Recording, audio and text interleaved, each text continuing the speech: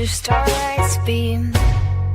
Heroes rise in this night they gleam. Pages turn and this fate intertwines. Saturday night, it rewinds. Spin tales from the might in the city's electric light. Is dark, heroes fight, every moment feels so right. Welcome to that weekend thrill, where stories flash and dreams at will.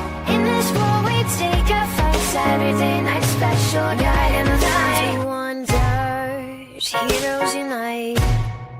Comics and anime and brain and light. Journey through panels and vibrant screens. This colorful tapestry. Welcome. It's Saturday night, which means it's time for Saturday Night Special, the sixth best show on Renovision. With comments such as, "For the love of God, let your friend stay where he's at," SNS, and "that channel is a rest area toilet bowl, and you don't need any more stinking up the best comic YouTube show going. And this is an absolute terrible watch. Such douche chills." How about we check in with Jedi Johnson and see if he thinks the boys are ready to start the show? But I still think we're more prepared than SNS, even with the rush who did on the show. Well, shit, I hope you boys are ready to bring the mayhem, because an all-new episode of Saturday Night Special starts in 3, 2, 1.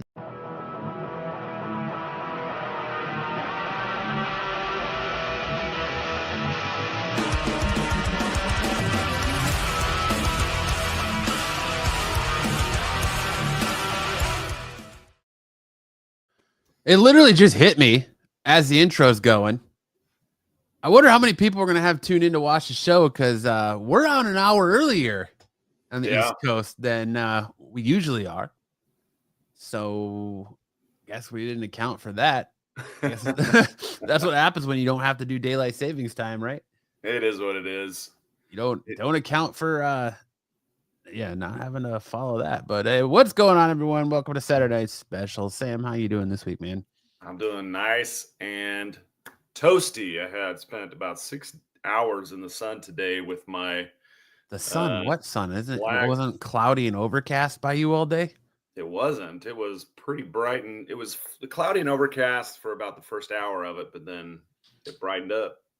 The skies cleared, and we got a nice little suntan on my face, like a farmer's tan, because I was wearing a hat. It's been cloudy and overcast here all day today, so yeah, lovely. Yeah, up around my house it's been overcast since we got home, but it was bright as could be during the football games. How about you, Dan? Just another week in the books. The whole family's been sick, so dealing with that. Today was San Diego Comic-Con day, so open tickets for San Diego Comic-Con went on sale. Hopefully, if you tried, the comic god smiled upon you and you were able to get tickets, which I thankfully was, even though I did kind of get screwed over out of one day, but who cares? I got screwed out of preview night. You can hit the beach. Yeah. I got screwed out of preview night because they say you have to buy. So in order to get preview night, you have to buy Thursday, Friday, Saturday, Sunday, and then you can add preview night. So I did that, and I was in the room checking out, and I guess preview night sold out when I was in the middle of checking out. So when I went to go submit my payment, it was like, "Oh, preview night sold out. You have to take that out of your cart." I was like, "What do you mean? I should just already get it. I've got it selected. Well, what are we talking about?" So I had to take that out and move on with my life, but that's all right. Dom bought tickets to San Diego Comic-Con as well, and he totally fumbled getting preview night because he thought he had to leave and then come back to get preview night tickets. Typical Dom story, I guess, there. So, but otherwise, it was all good, man. That's good, man. Well, I'm glad you got your tickets and you're headed out again. It's kind of an annual thing for you now. You don't ever miss, do you? No, it's just a fun little vacation. We get out of Arizona when it's 119 degrees, and we go to California for a week. And I usually take my family because my wife actually graduated from San Diego State University, so she's got friends out there that she goes and sees while I go to the con. So it's a good time. That's cool, man. Yeah, I like San Diego. It's a good town. Yeah, I love the weather, man. So much better than here. It is nice. So much better. I'll take gloomy and 75 over 119 any day. Well, we got no Sticks tonight. He's off in He's trapped in chaperoning another prom. He's chaperoning a Thanksgiving dinner, whatever that is. I didn't know those needed a chaperone, but yeah, is he trying to stop people talking politics? Is that what he's up to? I heard he's trying to stop people from deep frying turkeys is what he's all about. Oh, he's the firefighter. He's a fireman there. He is the deep fried turkey patrol. So standing by with his fire extinguisher. Yes, sir. But all right, what do you got on us for a show starter this week here? Well, I get to brag a little bit because I've done something. Whoa, what happened? There we go. Let's throw up the slideshow. Yeah, like removed you instead of adding the slideshow. Kim Kardashian lashes out at pathological liar psychics who told her she'd pass the bar exam. What's up, TK?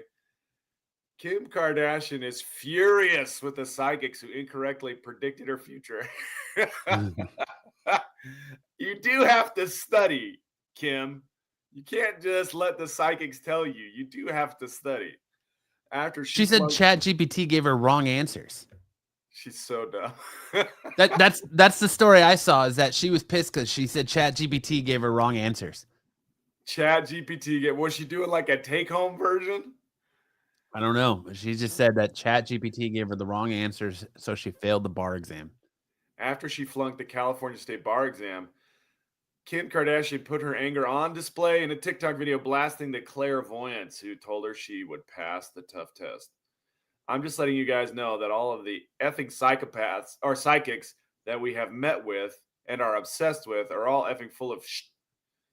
After a 6-year quest, which included taking the baby bar 4 times, which is just a practice test, the baby bar 4 times until she passed, the Skims founder was forced to put her legal dreams on hold after failing her first attempt at the bar. I'm not a lawyer yet. I just play a very well-dressed one on TV. It's so hilarious. She took 4 baby bars. I took the California bar in 2019, and because I was a practicing attorney, I only had to take the essay portion. What's up, Tyson? What's up, Chuck?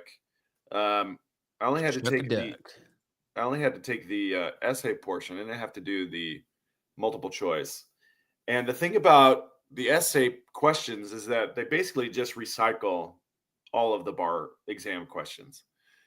So they have public access to all the previous bar exam questions. You can look them up, you can compile them, and you can see basically how they're going to ask these questions, because it's something like 30 years of bar exam questions that are available. And so that's what I did when I studied.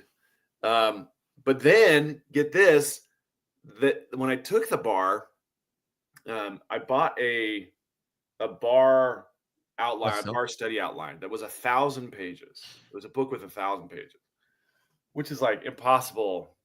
If they're testing on all that material, it's impossible to really know. So that's why the questions become really important, because then you can narrow down and say, okay, they're not going to ask me everything on every question. They're going to really focus on certain subjects that have a lot of kind of back and forth, exceptions to exceptions to exceptions, right?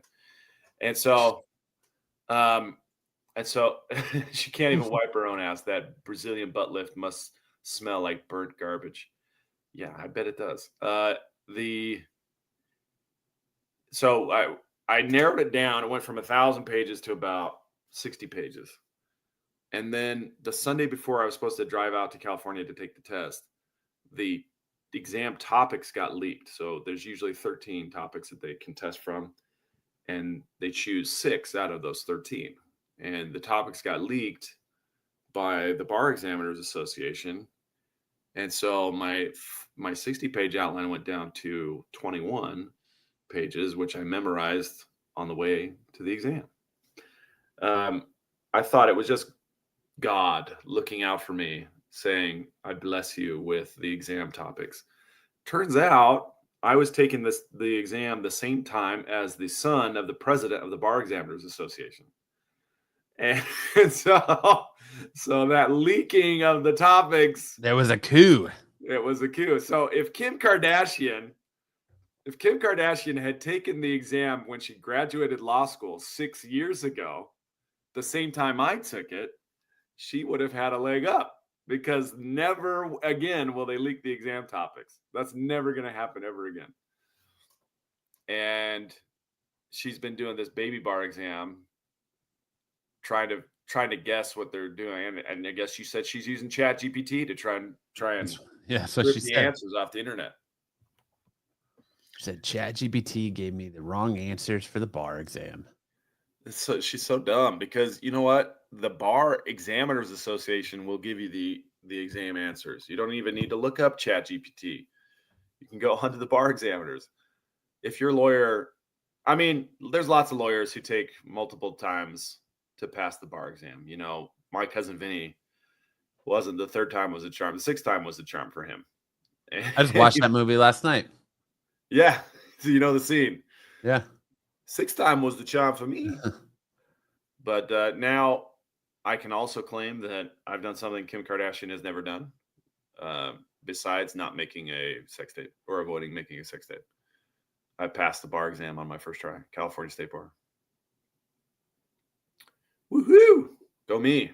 Was it a 2-day test or 1-day test? So it's usually a 2-day test. Because I was a practicing attorney, I only had to take the attorney portion of it, which was an essay questions, which was only 1 day for me. We did stick around in California, in Anaheim. I took it in Anaheim, across the street from Disneyland. And we went to the beach and to the steakhouse. I've never been to Disneyland. I'm not really interested in starting now. So Derek Meyer said, I don't believe that. you don't believe? Which part don't you believe, Derek? He doesn't believe that you're a lawyer. I'm a lawyer. I'm a lawyer. He said, prove it. Prove it. Show us your degree. Okay. Well, you know what? There's this thing called the lawyer directory search. My California bar number. All over it. My California bar number and name are on the California bar directory. You're happy to look. I'd be happy for you to look me up. Yeah, Zaggy, I don't know what's going on. It was an update to StreamYard, I guess, and now like it made 2 rooms, so it made like the vertical mobile. There's like a mobile version, mobile and then web version. So just go over to whatever website and YouTube you watch it if you want the regular view. If you don't want the mobile aspect of it, I don't know what's going on with it, but yeah, he said, okay, I will. All right, yeah. Derek. Derek's on the case. Sam, Derek's on the case. Yeah, look up Sam Richardson Esquire. Oh, you know it's really cool. Let me grab something real quick. I can be super nude now. That's what you don't understand, Zaggy, is I always do this show naked from the waist down. I never have pants on. Never.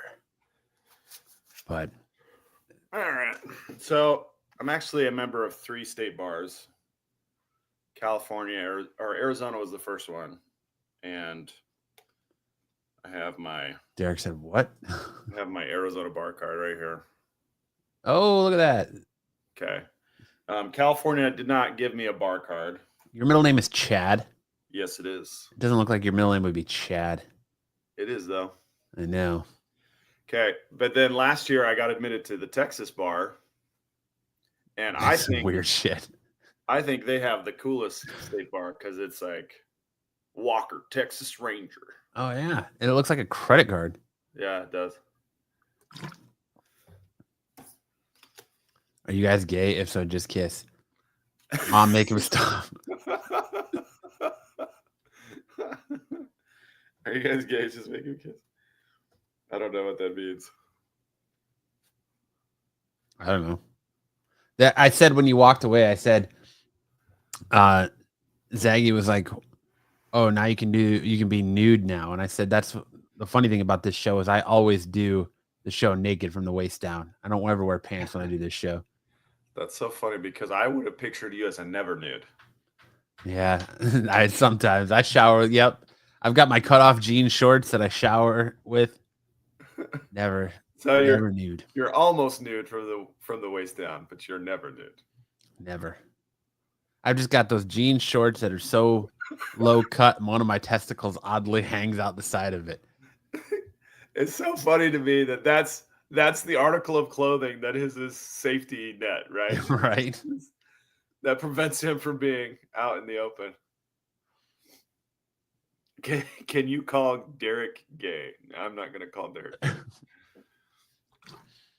Boy, these mobile viewers are a different breed. I'll tell you that. Yes, they are. Exciting. All right. Well, yeah. So if you want some tips about taking the California bar exam, give me. He wants to know why you won't call him gay. I just don't care to. I don't care to do that. And you can't make me do it. Matt'll do it. Kyle will do it. There's no peer pressure up in here, son. Do it. These guys. Oh, now he's calling you daddy. Oh my goodness, Derek. Let's move on. I mean, we're not going to call you that, but I can send you to another channel that'll call you that. You know you want to. Look at them trying to bait you. They're trying to bait me, or they're trying to bait you? Your defiance turns him on. What is with these mobile? What is with these mobile apps? Right? This is crazy. I don't even know. This is why awesome. did this reminds me of when we got raided by that Shuli network. Yeah, it was just like our chat was just unbridled horror. Almost fucking why drank my did water with the Pete cap sign on. up for this? I don't think he signed up for it. I think it's just something that was just automatically through StreamYard. Yeah, but it has to go somewhere. Well, there's got to be a way to like turn it off. It has to go to some channel. Zaggy says, "I want to see Marco rage in this mode." Yeah, up close and personal. Look, we're super tiny on their screen too. Yeah, I don't like that. I want to play with you, Buttercup. Kim Kardashian is gayer than me divided by 2. Sounds like you got a problem. Okay. I feel like I'm in a Call of Duty lobby right now. Yeah, they're gonna start dropping. They're gonna start dropping N bombs any second.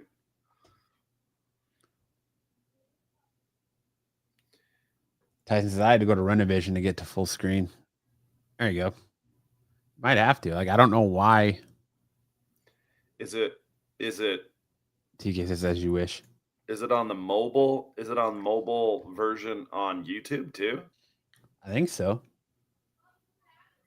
Let me pull out my trusty cellular device. Oh. Let's see. Why is Sticks? Oh, it's both. It's doing It shows both. up right. It shows up right on Sticks's. What's up, Watcher? What's going on, Watcher? Watcher found a way to go to the like. That's interesting. So on my. Oh wait. Yeah. So when I click on the Renovision one comes up the mobile way. Interesting. He wants you to dance. Sam will rap if you stick around. Sam won't dance, but he'll rap. I'll rap. It'll be the best rap you've heard all night. Kim Kardashian having issues again, huh? Yeah, she can't take a test, and she put all her faith in psychics instead of studying. And ChatGPT. Derek says, "Please don't." It's too late. It's already on the docket. Huh? This internet has infected SNS. Yeah, I don't like the quality of the comments from the mobile viewers. Like, I love the quantity. I love the quantity, but it's like they're just getting whatever words they can get and then hitting enter. Mom, make him stop. Says, I'm sad. Why are you sad? Okay, this is not a therapy show. We're not doing that. Poop mouth. Are you reading the news? Eventually, we're reading the news. Eventually. And that starts right about now.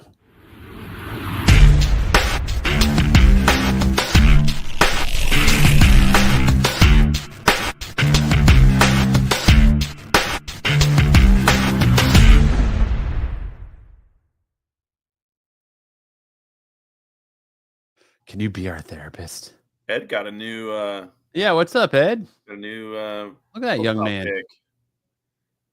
Look at him. He's looking His pretty wife good. must have bought him a fancy new jacket and he's got to show it off. He looks very dapper. in his Looks new like he's ready to jacket. go watch anime right there. Yeah, doesn't he? All right. Man of Tomorrow, Brainiac has been confirmed as the villain for James Gunn's Superman follow-up. That's if this still ever happens, because I still don't think it'll happen if they get sold. But what do I know? A new and improved me. Hell yeah, Ed. Hell yeah. Look very dapper there, sir. I play with myself while I poop. Nice, dude. Thanks for that. Thanks for that stellar info. Matt, you don't have to put up every comment. I do. It's You the, can- it's the you can- rules. You can exercise some discretion. Nope. We now have confirmed that Brainiac will make his big screen debut in James Gunn's The Man of Tomorrow. According to the Wrap, the powerful, super smart cyborg will indeed be the main villain in Gunn's Superman follow-up. And while being introduced as the potentially world-ending threat that forces the Man of Steel, David Cornsweet, and Lex Luthor, Nicholas Hoult, to put their differences aside and team up to oppose Brainiac, has showed up in the DCU-based shows such as Smallville and Krypton, but Man of Tomorrow will make his first feature appearance. It remains to be seen how the character will be introduced in Man of Tomorrow, but there's a good chance it will have something to do with the events of Peacemaker Season 2's final. Gunn has previously confirmed that the quantum unfolding chamber Rick Flag Sr. used to discover salvation is non-human, which could be suggest that Brainiac will come to Earth to recover his technology. Man of Tomorrow will be in theaters on July 9th, 2027. Production is expected to be getting underway next summer. This is pretty good news. I've always wanted them to do a good Brainiac storyline. I feel like there's so many things you could do with this. I had toyed with some Brainiac storylines after Man of Steel that I thought would have been good. And I was always really disappointed that they didn't kind of carry out that storyline. I thought, first off, I thought Zack Snyder didn't do that good of a job with the Justice League anyway. But he could have gone in a certain direction that he had set up, where Superman eventually goes into space and he's trying to save that city. What's that city called? The mini city. No. Oh, Like the miniaturized city from Krypton. I forget what it's called. Anyway, and it involved Brainiac, and I thought it would have been really good. But I'm really excited to see this.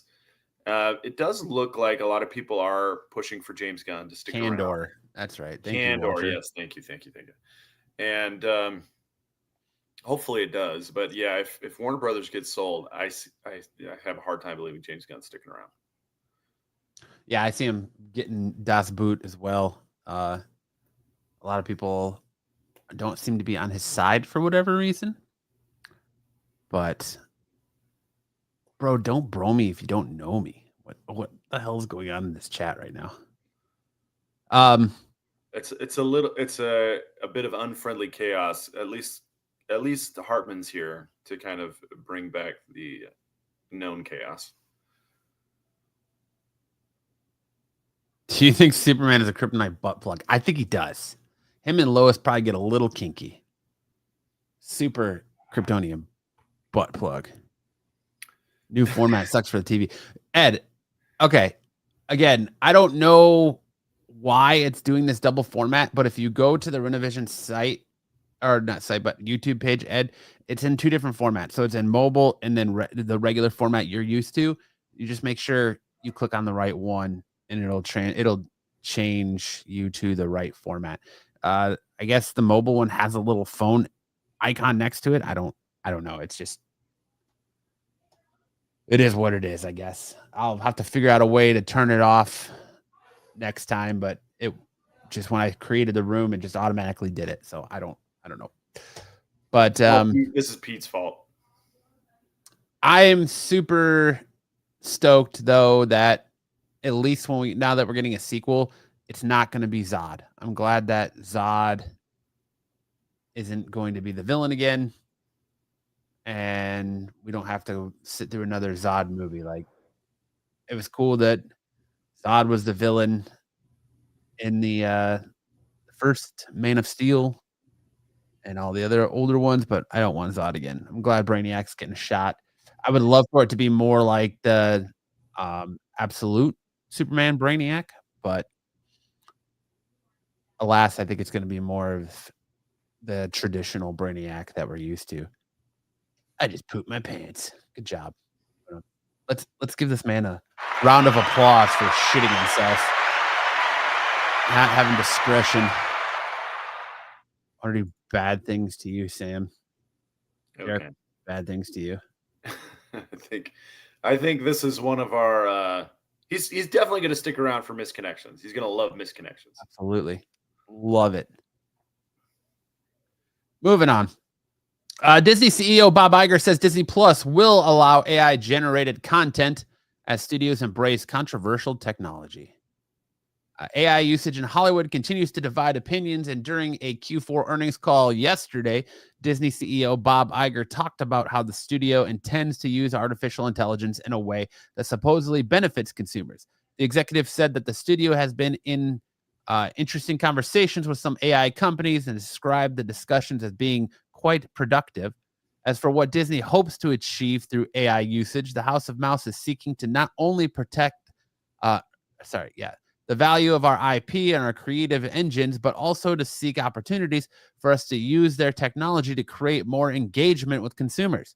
Initially, we see opportunities in terms of efficiency and effectiveness by deploying AI, suggesting that it will impact film and TV productions, office workflow, and support for cast members. However, rather than seeking to use AI as a means of replacing its human staff, Disney has been engaged with our cast members and employees about how best to utilize it. Still, Disney's priority is to protect our IP with the hopes of being that they can reach some agreement that reflects our needs to protect the IP. Iger later shared, in other words, that the studio wants to make sure all those emerging AI companies don't take advantage of its franchises and characters before they can. Looking to streaming, Iger pointed to phenomenal opportunities to deploy AI across our direct-to-consumer platforms, promising the biggest and most significant changes from a product perspective, from a technology perspective, since we launched Disney Plus in 2019. Ugh, that's a lot. Okay, so South Park literally just made fun of this on Wednesday, where I don't know if you guys watch South Park, but they were using the Sora AI to make all these different cartoon characters poop in the South Park kids' mouths. So they made like Droopy Dog take a shit in Kyle's mouth, and then they had Bluey shit on people, and they're just using the Sora app to. And the cops think like the police force in South Park are like all over like everything. Like, oh well, why are these characters doing this? How is this happening? We need to stop this. And it's all AI. Like they just believe it because AI is believable. So it's interesting that Disney had this call yesterday saying that they're going to start using AI more. But I've seen a lot of, I don't know. AI is definitely the way of the future. What do you think about that, Sam? My buddy Brian, who I started the dodgeball league with, he has been creating a series of racist AI videos. Oh my God. It's Abraham Lincoln regretting the Emancipation Proclamation. And they're going back in time to try and undo it. It's quite offensive. It might be up some of these guys' alley here in the chat tonight, but it's but then about a week ago he said that Sora AI has put some restrictions on content that it produces, and so now it's just him and Abraham Lincoln going to the grocery store and smashing up soup cans and stuff. But some of them were pretty funny. Ed said, I don't mind AI in movies, just keep it away from my comics. Yeah, you don't want Chat GPT generating your comic book covers. Yeah, pretty much. That's pretty much what it is. Although DC said they'll never use AI, and they've effectively used AI on covers before. So I wonder if that means that just moving forward. How long you been in the closet, Hick? Anyways, I'm about to start. I wish I could turn this off. Well, none of the mobile comments are showing up on yeah, I know. On the screen. Thank feed. God. Start dropping Banhammer. Watcher says people going to make Kim Possible and Spider-Man XXX movies on the big D plus. Just watch, like they already do on YouTube. Hartman is a shill for Skynet. Yeah, Hartman's been one of the leading voices in our chat for AI promotion, and he does use it quite a bit and to make some pretty entertaining stuff. So it's not all bad, but yeah, I like the shit that people make on Sora, like the fat dude getting blown away in a hurricane, the raccoon getting blown away in a hurricane, people falling through things. Like, it's just crazy the amount of stuff people are making on Sora. Yeah, it's true. And all of this AI content requires huge amounts of data centers, and those data centers require huge amounts of municipal water resources to keep cool, and everyone's water bills are going way up as a result. AI will just become another subgenre like anime, animation, 2D, 3D. I don't know. I think it's here to stay, and I think you might as well just get used to it. Skynet is here. A lot of throwing shit at the wall. Skynet is here, and it's just AI slop. It's just here to produce AI slop right now.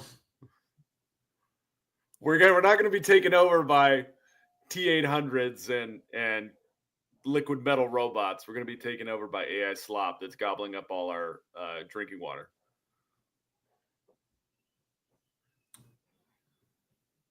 Three-Eye Atlas, man. That's all I'm going to say. Three-Eye Atlas is broken up on under the pressure. Did it? Yeah, it broke up into 16 pieces. Ooh. Or did I don't know if that increases or decreases its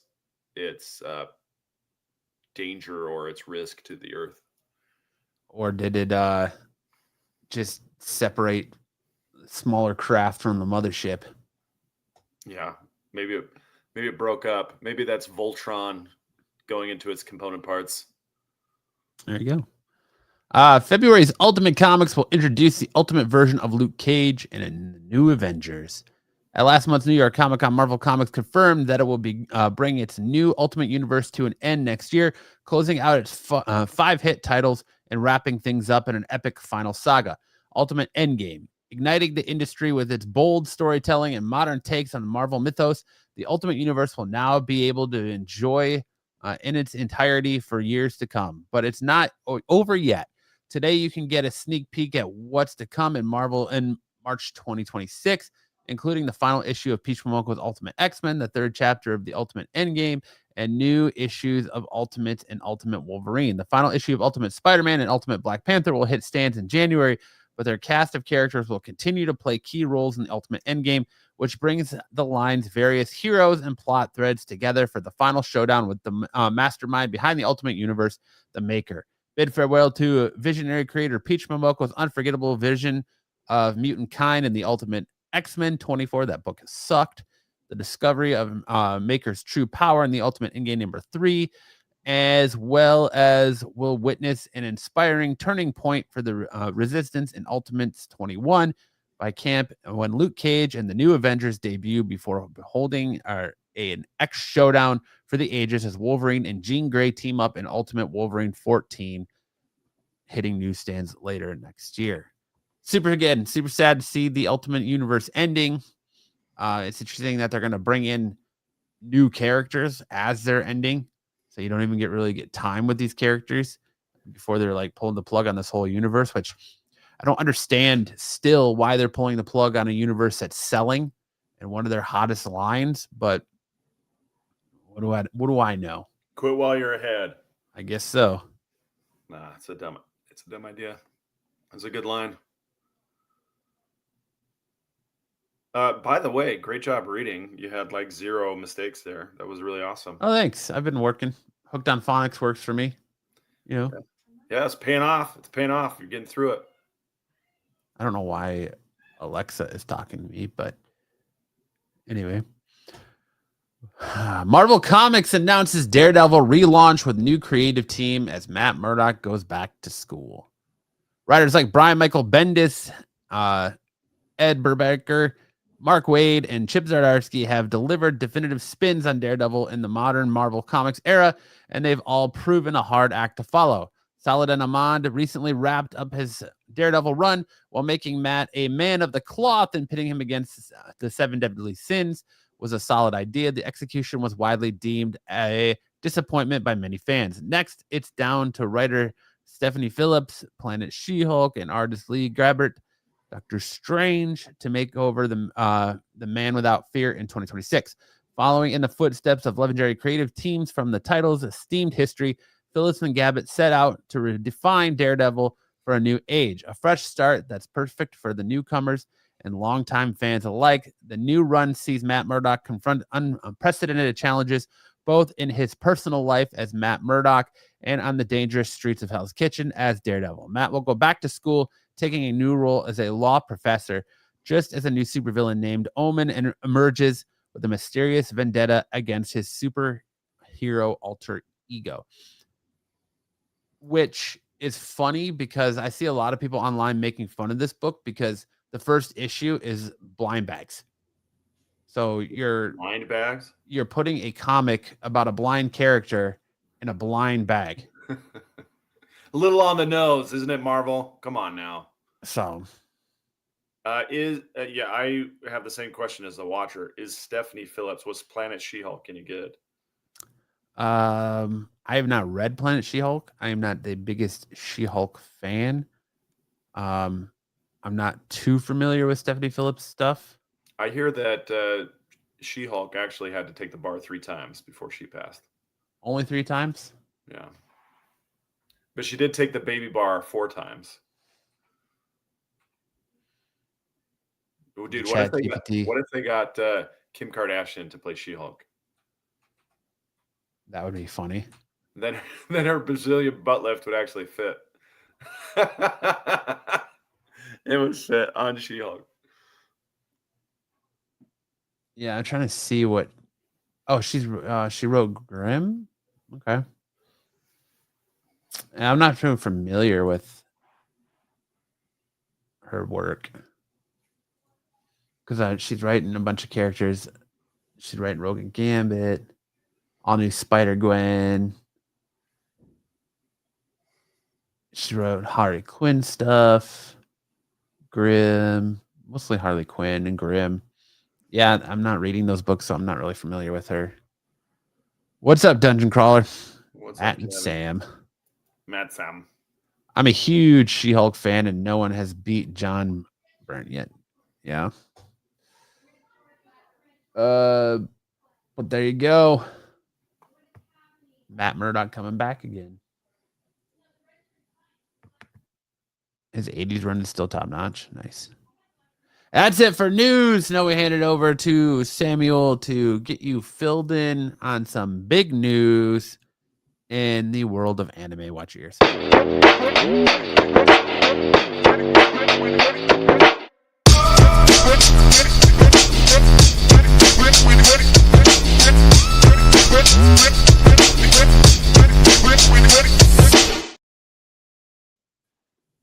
Welcome to big news in anime. and we're gonna kick it right off. We're not gonna bore you. We got to keep Ed tuned in. We got 2 new season 3 One Piece live action casting announcements. We have Cole Escola as Bon Clay, kind of a transgender character being played by a transgender individual. So kudos to the casting team there. It seems like they nailed it. I saw some stuff from Cole Escola, the stuff that they did, and it looked like this is the guy, this is the individual for the job. Then we got Zolo Maridueña, the Blue Beetle himself, Cobra Kai, playing a big character, Portgas the Ace, who is the brother of Monkey D. Luffy, the main character. And this is fan speculation that we had, probably going back about a year, that this was going to be the casting that they had for this character. And they announced it on the 11th, earlier this week, in an Instagram post where Zolo was sitting there with a script, and he kind of lowers it down. He's like, okay, let's do this. And he called out to Iñaki Godoy. Kiki, they call him Kiki. He said, let's do this, Kiki. So yeah, we're looking really, this is starting to really shape up the season 2 cast introductions and trailers and spots that they've done look really good. I'm really looking forward to this in March. March 10th is when season 2 drops. They are going right into production of season 3 right now. They're not going to wait, because if they wait much longer, the cast is going to Stranger Things 5 and just be so old that they can't play the characters anymore. The character the actress who plays Nami, for example, she's probably the oldest in the main 5 cast, and she's already 30. So if she waits much longer, then she's going to be 40, 45 playing a 19-year-old, and it might just not work as well. So hopefully they can get a few seasons out of this cast before they have to recast some of the main roles. All right, and let's move on.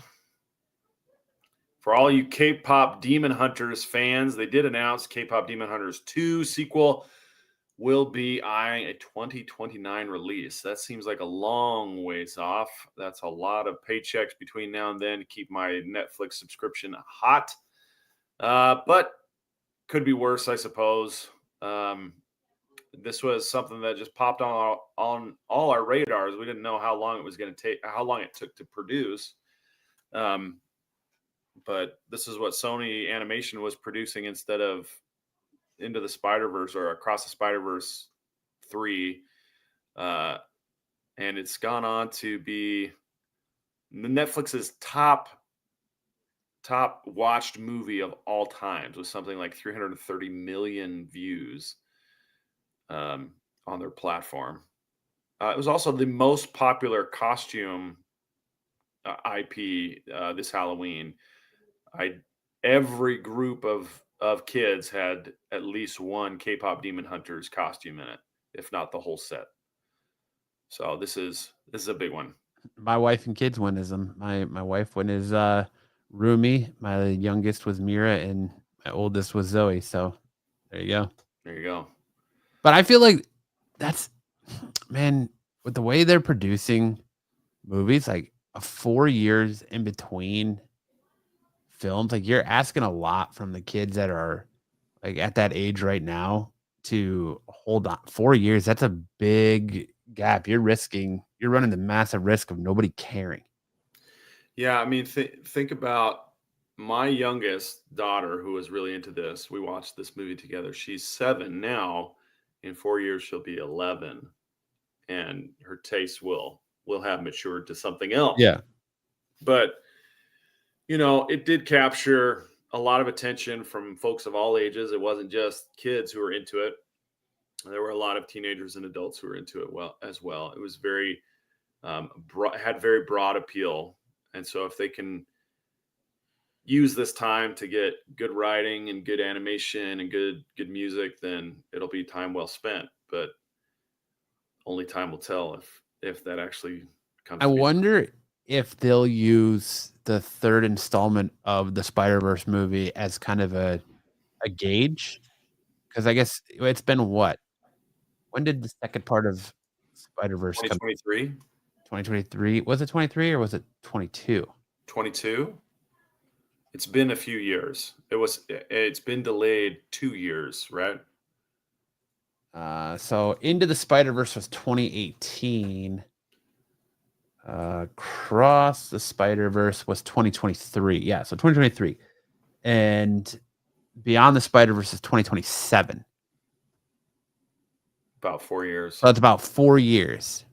So I wonder if they'll use that as a gauge if people don't come back because they don't care. What if they'll then ramp up K-pop Demon Hunters to come out before 2029? I don't know. I don't know. The 4 years for this quality of animation, though. I mean, it's hard to complain when you have really good results. Styx is chaperoning a Friendsgiving. Friendsgiving dinner. So he couldn't be here because he had to chaperone.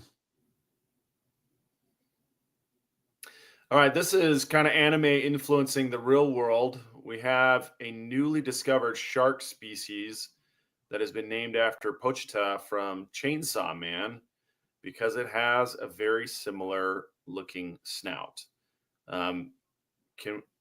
It's called Pochitacera, which means Pochita saw.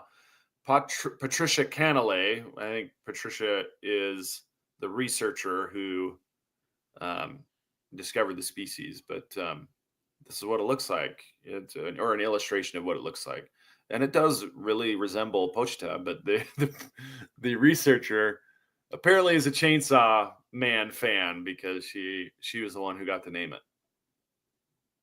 Because, sharks aren't already terrifying enough. Let's add a fucking saw to their face. Let's make it even worse. Yeah, just the chainsaw blade coming straight out of its nose. It looks like a drill almost coming out of its face. Pretty cool. Pretty cool how the anime world is starting to influence the real world with these types of things.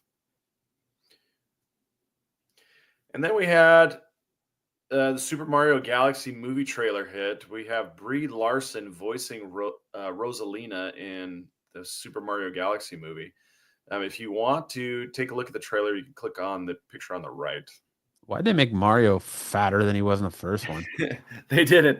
I kind of stretched I stretched the picture out so it would fit in the black square there. Yeah, and I agree with Hartman on this one. Like this, 2 girls, 1 up right here. Like this is very seductive. Yeah, I mean Rosalina's got her hand on his leg or something. I don't know what that's about. And they're in a bed, and like Peach looks like she's all happy. She looks like she's almost got the shocker ready to go right here.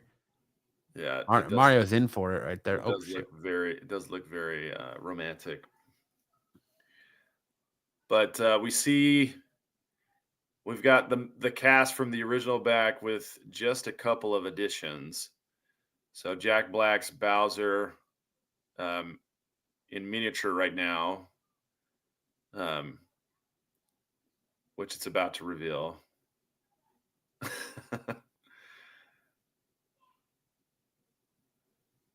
So we've got Mario, Luigi, the miniaturized Bowser Castle. And he's coming out to confront the brothers and trim some hedges. Just a lot of little comedic sense things that it's like he's in an insane asylum or something in this little miniature castle thing. They need to make prints of that painting so you can hang it on your wall.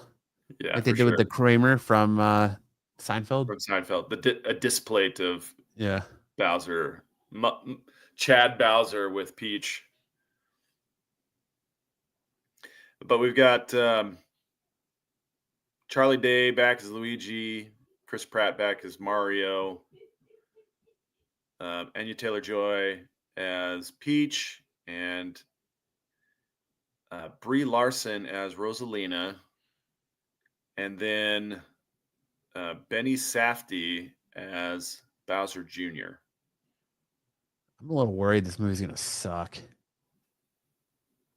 They're combining elements like the upside down pyramids. That's from Mario Odyssey, not necessarily from Mario Galaxy. But then they've also got these elements from Mario Galaxy, the Mario Galaxy games, which means we'll probably see some Yoshi. They'll have Yoshi come in here too. Well, he was teased at the end of the first one, and I think a lot of people have been complaining that we didn't already see him in the trailer. But I think that's going to be something they save for like the final trailer. You get to see a little bit of her go ham here. Yeah, this was one of the coolest battles in the Super. I think Larry David should play Yoshi. That's a great idea. But yeah, there you go. There's the Super Mario Galaxy trailer. And then the One Punch Man anime continues to disappoint. Season 3 has been a real stinker animation-wise. It's all I keep hearing about is how bad season 3 of One Punch Man is. Like, I watch it and I'm like, okay, maybe I'm just spoiled and I'm not really giving it the due. Maybe if I looked at it with fresh eyes. Each new episode, I'm like, let's look at it with fresh eyes. And each new episode is just as bad as the one before. It's just really, really disappointing how little effort they put into animating season 3. They call it One Frame Man because they'll have just like a JPEG or a PNG of a character just kind of sliding through a frame. There's no animation. The mouth won't move. Their favorite character to animate is a character who has no mouth, so they don't even have to animate him talking. It's a monster called Gyoro Gyoro, and it's just really, really frustrating to watch. They did an iconic battle between Garo, who's kind of the focus of the season, and Monster King Orochi. That was so bad. It was just the worst. And they did a battle like this in season 1 and season 2 that were so much better. And JC Staff Studios did season 2. And they're now doing season 3. And they haven't even matched the quality of season 2, which was a huge downgrade from season 1. I don't know why they couldn't get Madhouse to do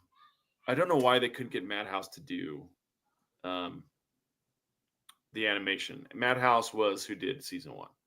I wish that they had Madhouse doing the animation still, because Madhouse nailed it. They were so good, and they've had so much time. Why couldn't they get the porn company or the hentai company that's doing the trailers and stuff to animate the actual? That's such a good question. That's such a fair criticism too, because you will have more care put into jiggle physics on anime girl boobies than you have had on One Punch Man season 3. In one scene of a girl just like bending over and then her boobs are just like blip, blip, blip, blip, blip, blip, blip. That has more effort put into it than you'll see in season 3 of One Punch Man. Now, that said, the manga is still moving forward, and the webcomic is still moving forward. And the webcomic has hit another climax regarding the Mad Cyborg. And we're just about to find out who the Mad Cyborg is in the webcomic. For those of you who need a refresher or who are not familiar, Saitama's sidekick, Genos, his whole purpose in life is to find the Mad Cyborg and kill the Mad Cyborg that destroyed his family and forced him into becoming a cyborg. And the twist is kind of a Memento level twist, is what we're finding out. It's really, really cool. So if you're not a fan of the anime, like I'm not really a fan of season 3, I hope they get someone better. There he is. What's up, Dom? What's going on? We're just chatting about One Punch Man. If you want to read the manga, you can find it on the Shonen Jump app. You can find it on the Manga Plus app. It is really good. You can also go back and read the webcomic that's written by one. There are English versions of it out there, translations you can find that are really, really pretty good. So hopefully the animation quality picks up. It was a little bit better in episode 5, but still, there's so many things. I'm like, why did you make that choice? Why did you do it that way? And I just would really like to see a much higher quality. I've seen a lot of people online talking like one of the animators in episode 5 was super excited and super stoked about it. I was like, no, well, just wait, guys. Episode 5 really kicks off. It kills it in episode 5. And then episode 5 airs and he just responded with, oh my God, what have they done? Like just super disappointed in it. So it is very disappointing.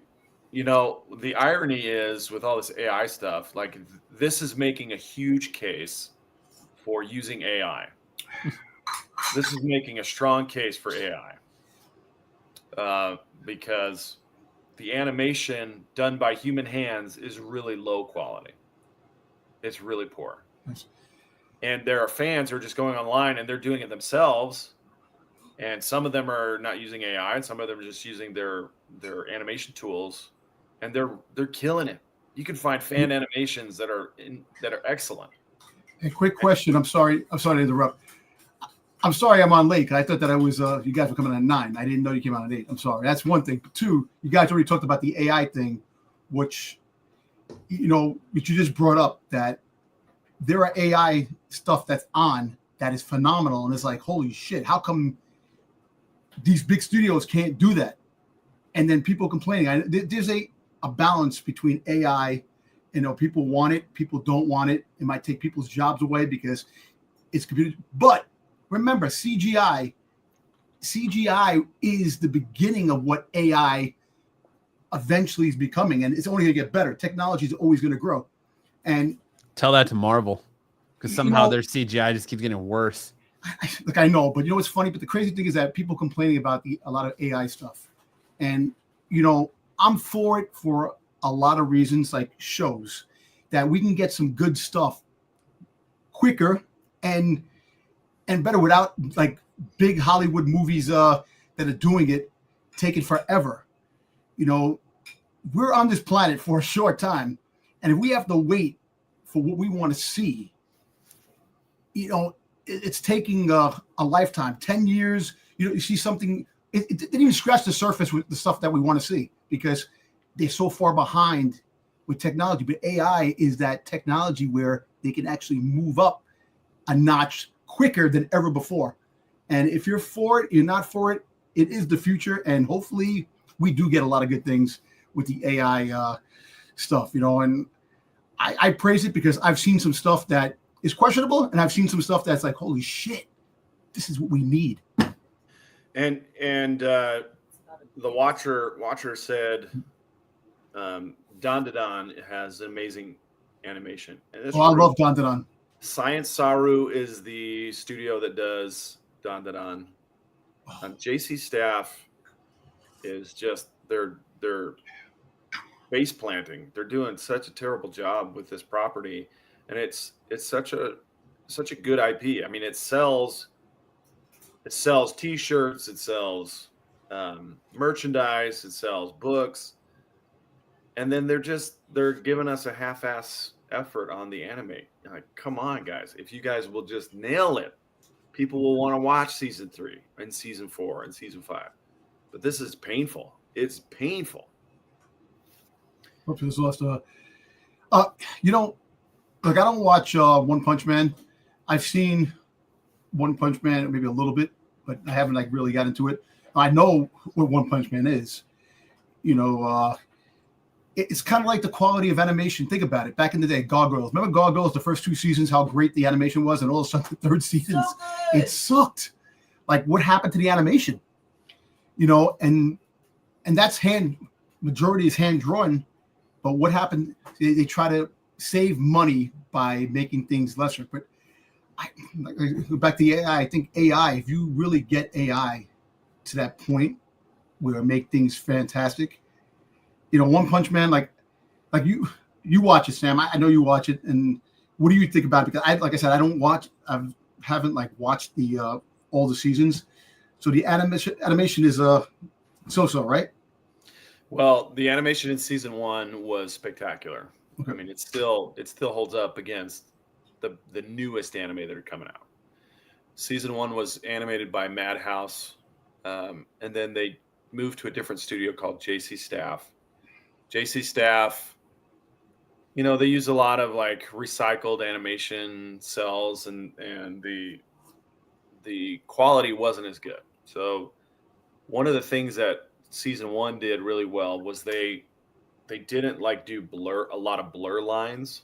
You know how you'll see like when they want to make someone look fast, they'll do like a blur. Okay. Right. They didn't do that in season 1. They would just add more frames and make it go faster. Or they'd slow it down so you could see what was happening.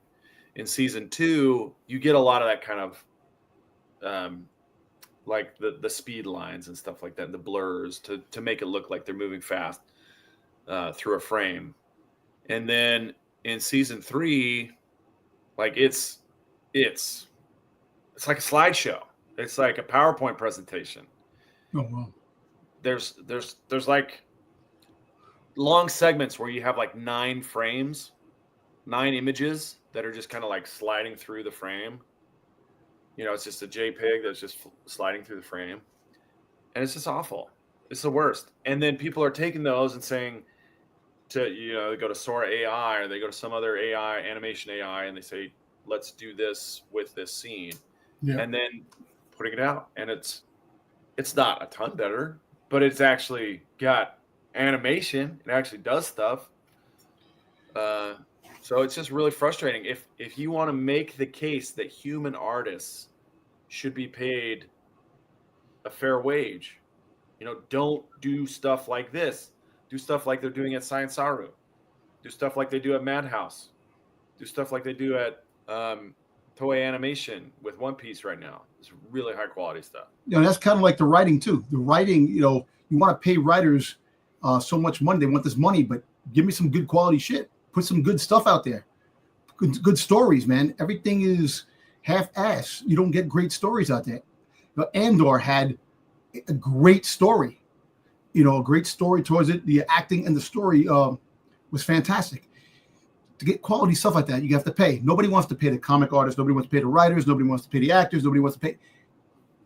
You're making billions of dollars for these corporations. Corporations are useful. They want to use you for that particular time, and then once you're not useful anymore, on with the next. And that's again why I keep saying I hate corporations, because corporations take the life out of everything. And they don't give a shit about paying the anime. Like, look, the original back in the day, growing up, Sam, with like Thundercats and all the other cartoons back in the 70s, everything was hand drawn and everything was great.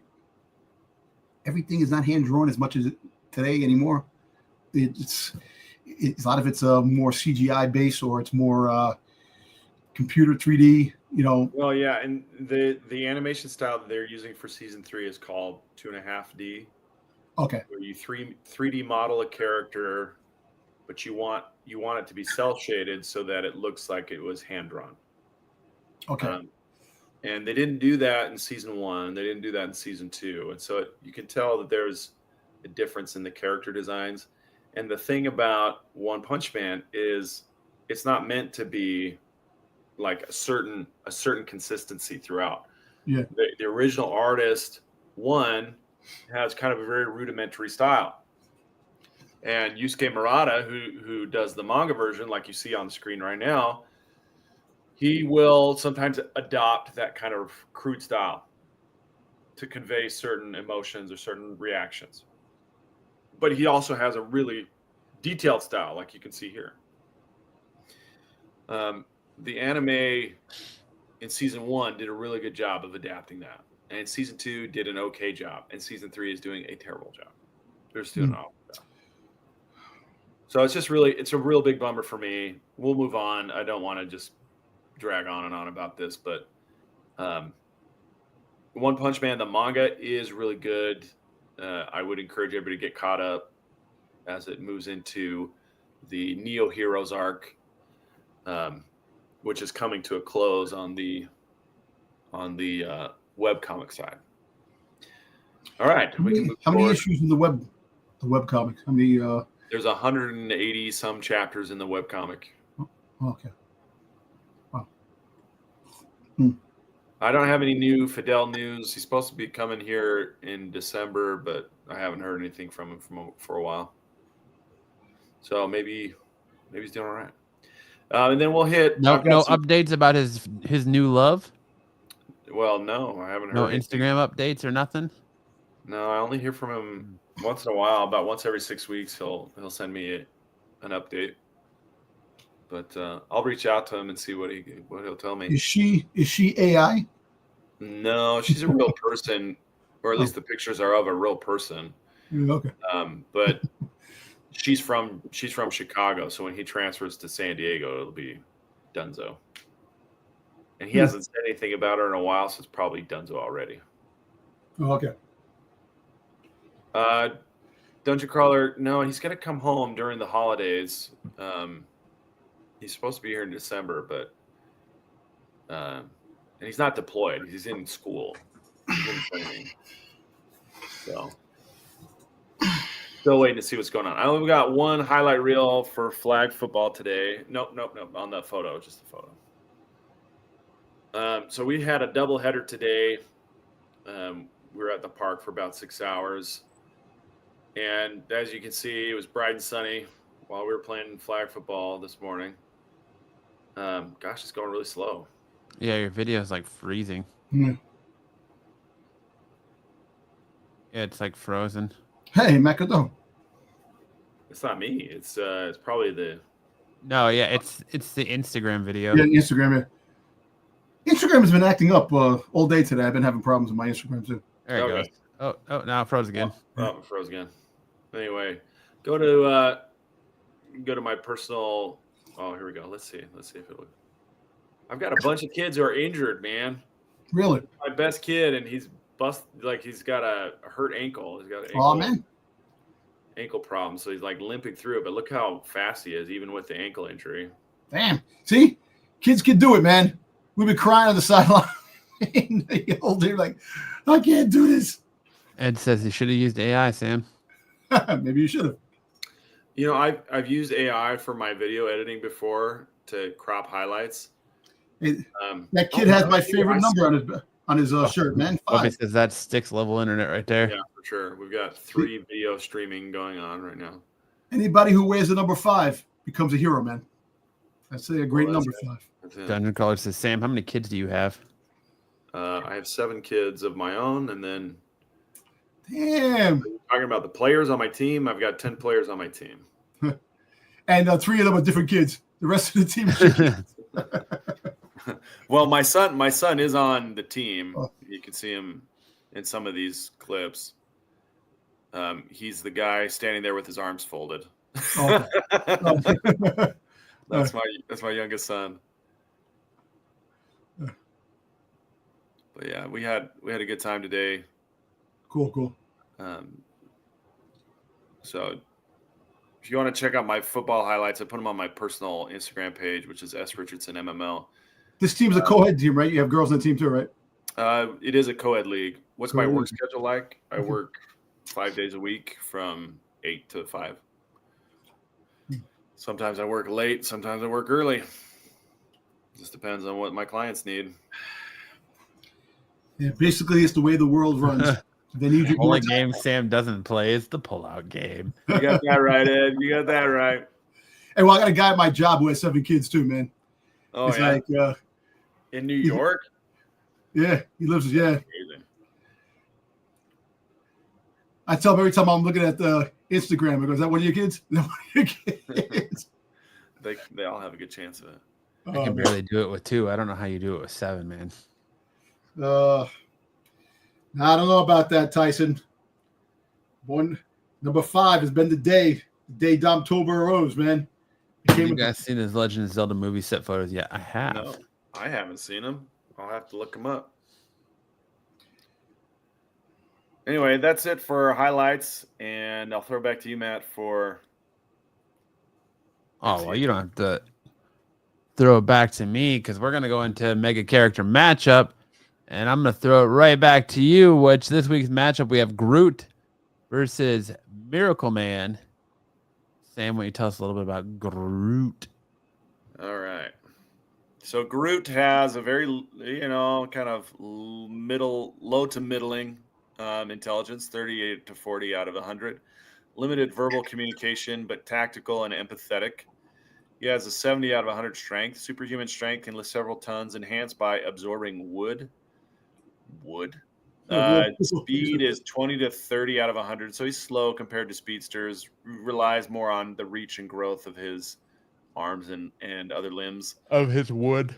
Durability is 85 out of 100, pretty high. He's got dense wooden hide that resists gunfire, explosions, and fire.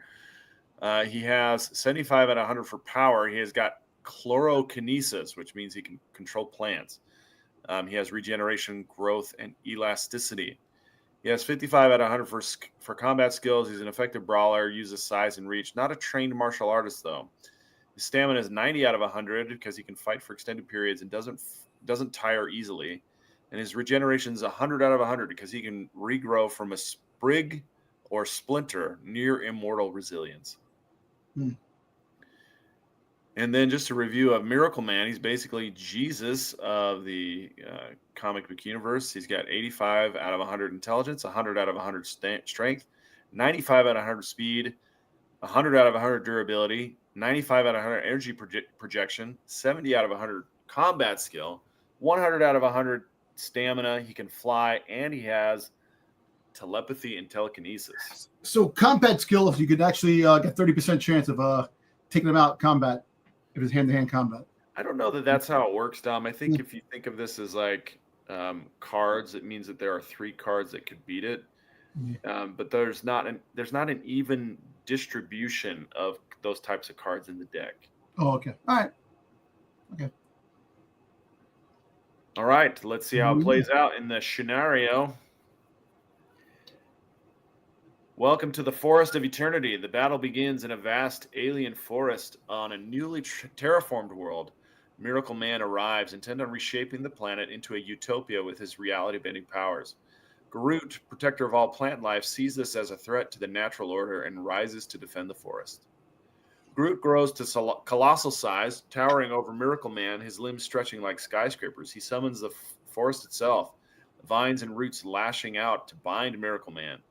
Miracle Man calmly resists, his near invulnerability shrugging off the crushing force. With a gesture, he unleashes a blast of quantum energy, vaporizing the vines around him. Groot regrows instantly, reforming from splinters and sprouting dozens of duplicates to overwhelm Miracle Man. The battlefield becomes a living jungle army. Miracle Man, however, manipulates matter itself, turning Groot's duplicates into harmless dust.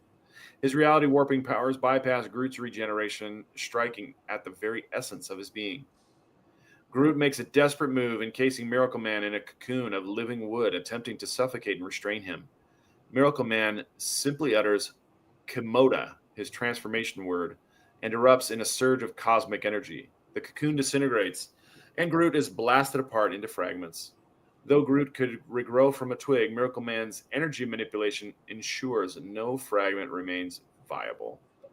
Verdict: Miracle Man is the winner, while Groot's regeneration and plant control make him nearly immortal against most foes. Miracle Man operates on a cosmic reality-altering scale. He can erase Groot's regenerative potential entirely, making this a decisive victory for Miracle Man. He never really stood a chance.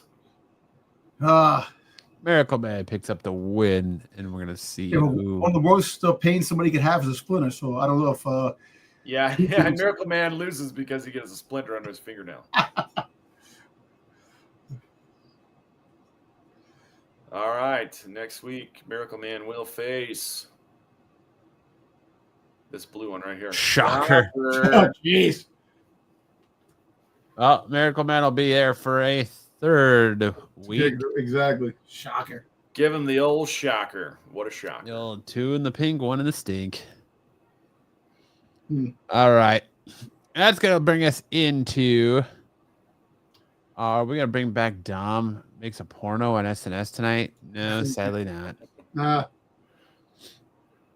we're going to move into our best and worst covers of the week. Leading us off, we have this Nightwing 132 cover D, Elizabeth Torque variant. I really hope that this is technically an unfinished cover in the promo art, because if it's not, it's terrible. Don't worry, Bruce has like 5 of them already. Probably. I wouldn't put it past him. But just the rough lines, unfinished product. The face is really detailed compared to everything else. But if this is finished, oof. Scary. Next up, we have the Amazing Spider-Man 16. This David Marquez variant. This is a new character here. I believe his name is Plague RX. What is it, Hush? That's what I said. That's why he's on here, because we're so far gone between stupid ass names for characters that now Marvel's just into copying DC characters, and now we've got Spider-Man's version of Hush, apparently. Oh, Jesus. I bet, Tyson. What'd you say his name was? It's supposed to be, I believe, Plague RX. Plague RX. Yeah. Nice. I'm telling you, names. Look, movie ideas are all done, and now names are all done. If you really think about it. Oh yeah, lots of. There's no originality anymore. But the cover's not bad looking. It's Spider-Man's not that bad. It's not that. It's much better than that damn Nightwing cover. I'll tell you that. Yeah, I mean. Oh yeah, full on makeout session. It's just not. I don't know. I'm sad. This cover makes me sad. Originality is expensive. Yes, it is. Bet it is. Because they're like, oh, Batman's not selling good. Batman Hush isn't selling good. Let's just go ahead and move Hush over to Spider-Man and Change his name. Change his name to Plague Doctor RX, and we'll call it a day. Is he using a stethoscope as a weapon? He is, as a whip. So is he like a doctor? Is that his thing? Apparently, I would say so by the name. Yeah. ASM has been bad. Really? I've enjoyed it so far. But moving on, we have this Captain America #5, Ben Harvey cover. Who is this in the middle here? Because that doesn't look like Thor to me. No, that is Thor. It is Thor because you have Giant Man behind with his I know who it's supposed to be. But it doesn't look like Party Thor. Boy Thor. And he's got like iron nipples, or it's like he's in the middle of a cupping session. Yeah. Over here, because I don't know. Yeah, That face too. It looks like Tony Danza is cosplaying as Thor. It looks like Thor's getting cupped down the bottom too. Yeah, there you go. That's why he's smiling. I don't get why he's in space and Rocket didn't seem to like Rocket. I remember. Yeah, it's just split. Like they have the street level stuff and space, so it's like the same title but two different stories going on simultaneously. I don't know. It is a lot to kind of grasp right now. I agree with you there, Dungeon Crawler. Hardman says, "Village People Thor." I can get behind that. Next up, we have Frank Miller, Nova, Centurion. Frank Miller #1. It looks like Nova had some work done, a little bit of Botox injected into his lips before he took off into space, while he shows you his Marco level man nipples on his Frank Miller is getting chest there. so much mileage out of this pose. Dungeon Crawler says this one's good for him. He's getting so much mileage out of this. The direct head on, knees kind of sticking out. Can you name a single one of his recent covers that wasn't this pose? No, all the same because all he does is just turn them a little bit every time. So like the one where he's in the water or like Wolverine's in the water, it's the same photo just turned upside down. You know, it's just he just quickly Taking some turns the shortcuts. image, outlines the body, and then draws a different costume and head on him. That's it. I like the 1 in 100 supposed to be the same thing without the trade. Without the trade dress, yeah. Mhm. And I still don't understand why people are spending $100 on a Frank Miller cover, especially when they're this bad. People are dedicated to their artists, man. It's like Liefeld. A lot of people love Liefeld. You know, a lot of people like their artwork. You know, they're artists and they're very true. They're troopers. And I like how his finger here looks like a literal piece of shit. Huh. It looks like a literal deuce that someone just dropped. I thought he had something in his hand. The way it looks, he's like holding something. I mean, I don't know how a finger becomes detached like that on the end, but who am I? I don't know how Marvel agrees to say, all right, let's go. That's great. Let's do it. Well, I don't know how it's because it's Frank Miller. It's name alone. I know. Hey, Frank Miller's got he's a legend, man. That's the whole thing. He'd be perfect for an Adult Swim studio. That's true. Frank Miller needs to finish All-Star Batman. It isn't perfect run, but still want it finished. No, he's gonna make another. He's gonna go back to the Dark Knight world again and just make another installment of the Dark Knight after Avid Children or whatever it was called. You might as well have him start drawing Ultimate Batman. Oh God, please no. He's a hulking Batman the way he did Batman in Dark Knight Returns. Yeah. I'm just gonna draw every comic book character as though the lead singer of the Misfits is gonna be that character. Every character is gonna be as I would picture them as Danny DeVito is cosplaying that character. And he's kind of leaping. He's kind of doing a leap directly at the audience and directly at the reader. Yeah, you're right, Watcher. You're correct. It was part of the Dark Knight verse. It was the Dark Knight prequel. I wonder if it's a stencil. That's what I'm saying. I think it just turns it. He puts it in Canva or whatever art program he wants. I assume he still draws on pencil, so he probably just puts it in Canva and then turns it a little 90 degrees and then prints out the blue lines and then traces over everything and fills it in.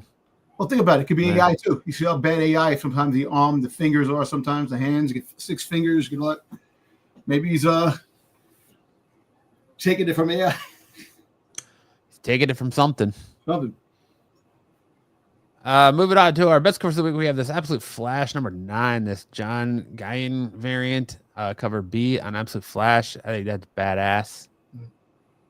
As he's running through the Speed Force. Again, he's good. That's cool. Super badass cover.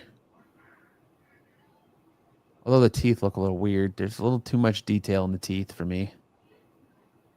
But still super badass cover.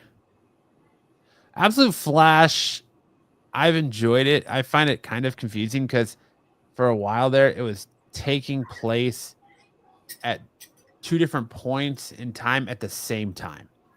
So it was kind of confusing on what you were reading there at the beginning, but it's been pretty good. Hey, all those mobile chat guys dropped off. Yeah, they did. They didn't want to talk comics. One of them came back to see if we had kissed yet and then left again. How were we supposed to kiss? How are we supposed to kiss, Matt? We're in Brady Bunch boxes. We can't kiss. Next up, we have this cover D, Mark Brooks variant for Batman Deadpool number 1. That's right. We had Deadpool Batman the Marvel side. Now we're getting Batman Deadpool from the DC side. I love this Scarlet Witch and Zatanna cover.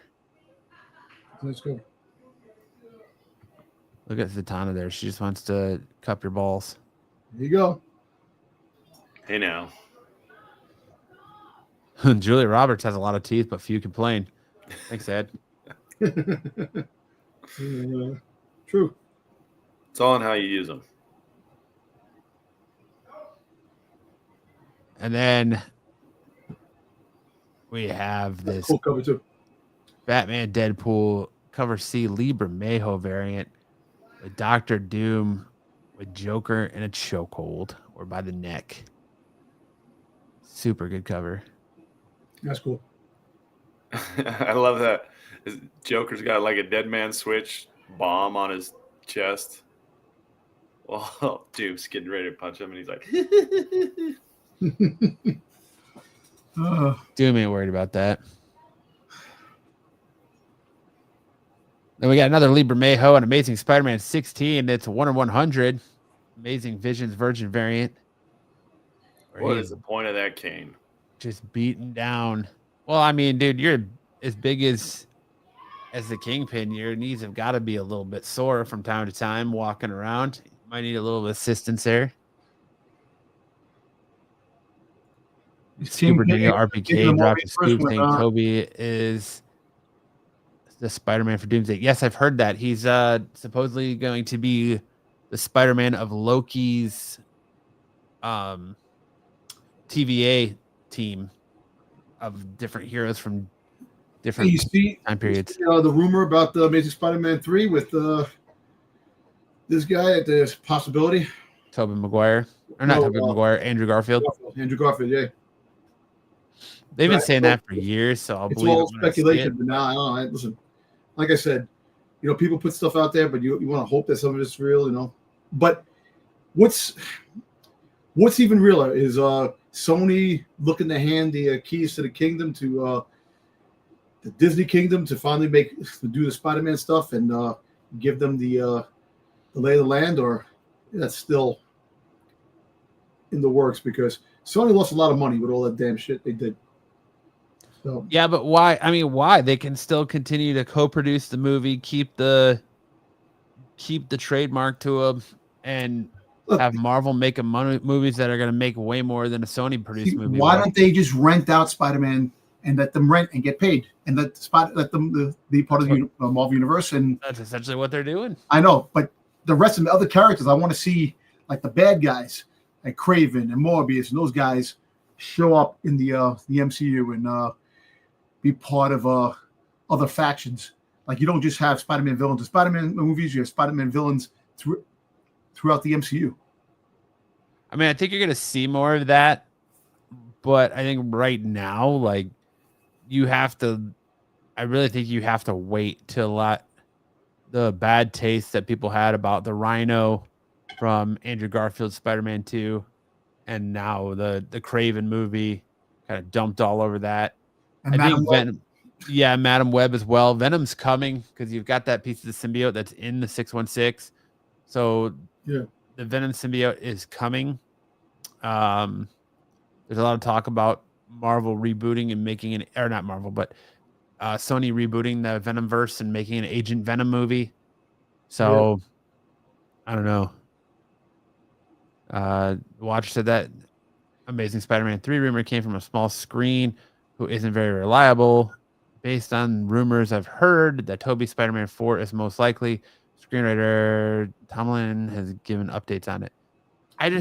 I think Tobey, I don't know if Tobey would really come back for a full-fledged solo movie. Like, okay, the Avengers Doomsday thing makes sense because it's multiversal, but I don't know how much Tobey really wants to come back for a full Spider-Man.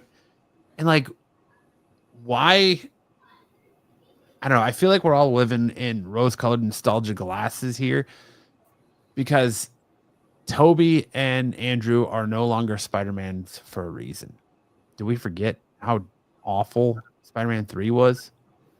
Like, do we really want another Tobey Spider-Man movie when Tom Holland is doing a fantastic job? No, he is doing a fantastic job, but isn't it time to hand the reins off to maybe like a Miles Morales or a Miguel O'Hara? versus revisiting an old 50-year-old or close to damn near 50-year-old Tobey Maguire. Yeah. Well, listen. Apparently, Miles Morales is supposed to be in Brand New Day. So everybody's in Brand New Day. So we'll see. Everybody's in Doomsday. Everybody's in Secret Wars. Everybody's in everything. Until you see it, and nobody's in there at all. I mean, I don't know. I don't want to see like 65-year-old Tobey Maguire in a Spider-Man suit. At some point, like, I don't want to see him in spandex anymore.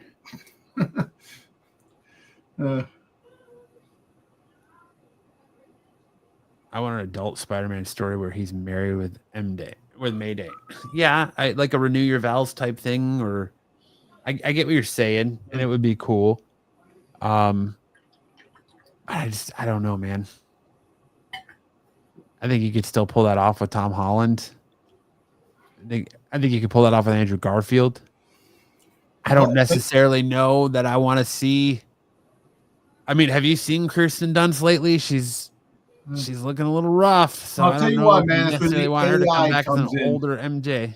The AI comes in with the AI generated stuff that actually you can get the stories you want to see on the screen, and that's the future. That's the future of what things are going to happen. Everything's going to be AI. So love it, hate it, it's going to happen. And now that, like I said, now that Disney's opening the door for content creators, people who do movies and stuff like that, and film, and you can do shorts and stuff like that they're going to put them on their platform. Hey, Dungeon, don't joke about that, because I wouldn't put that past Marvel to try that out. Disney loves them some Pedro Pascal. Oh, Jesus. They put him in everything.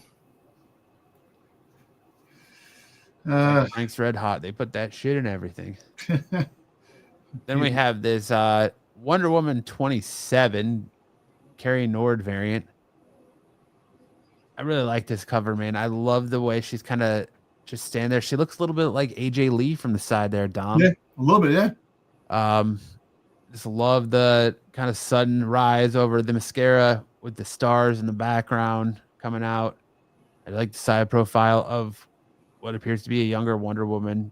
I just think it's really, really well done. It's a unique, different cover. There's also a nice David Nakayama on this book, where it's just that front facing, but I just like this profile one better.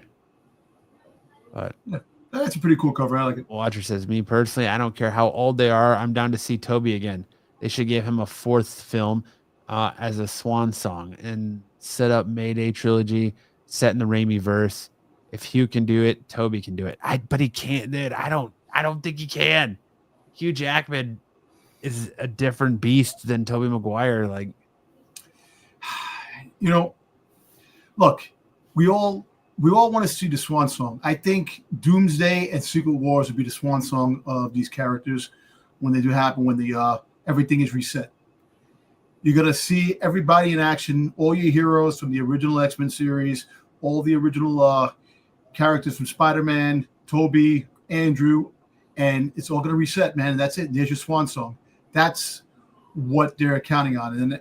And like I said, the Miles Morales Miles Morales and Mayday are probably the Spider-Man moving forward in the future if they do it, because that Disney definitely wants to have a woman as Spider-Man, and they definitely want what's his face? We just say, I'm drawing a blank now. Miles Morales, yes, Miles Morales. They want live action Miles Morales. That's the future of Spider-Man. We're going to be getting that. Tom Holland's going to probably be on his way out too as well. So eventually we're going to be getting that. That's the future, and like I said, we'll see the swan song in Doomsday and Secret Wars, and they'll go out with a bang. That's what we're going to get. Oh, their money's 100% on wanting Miles Morales as the future Spider-Man in the MCU, but yeah, definitely.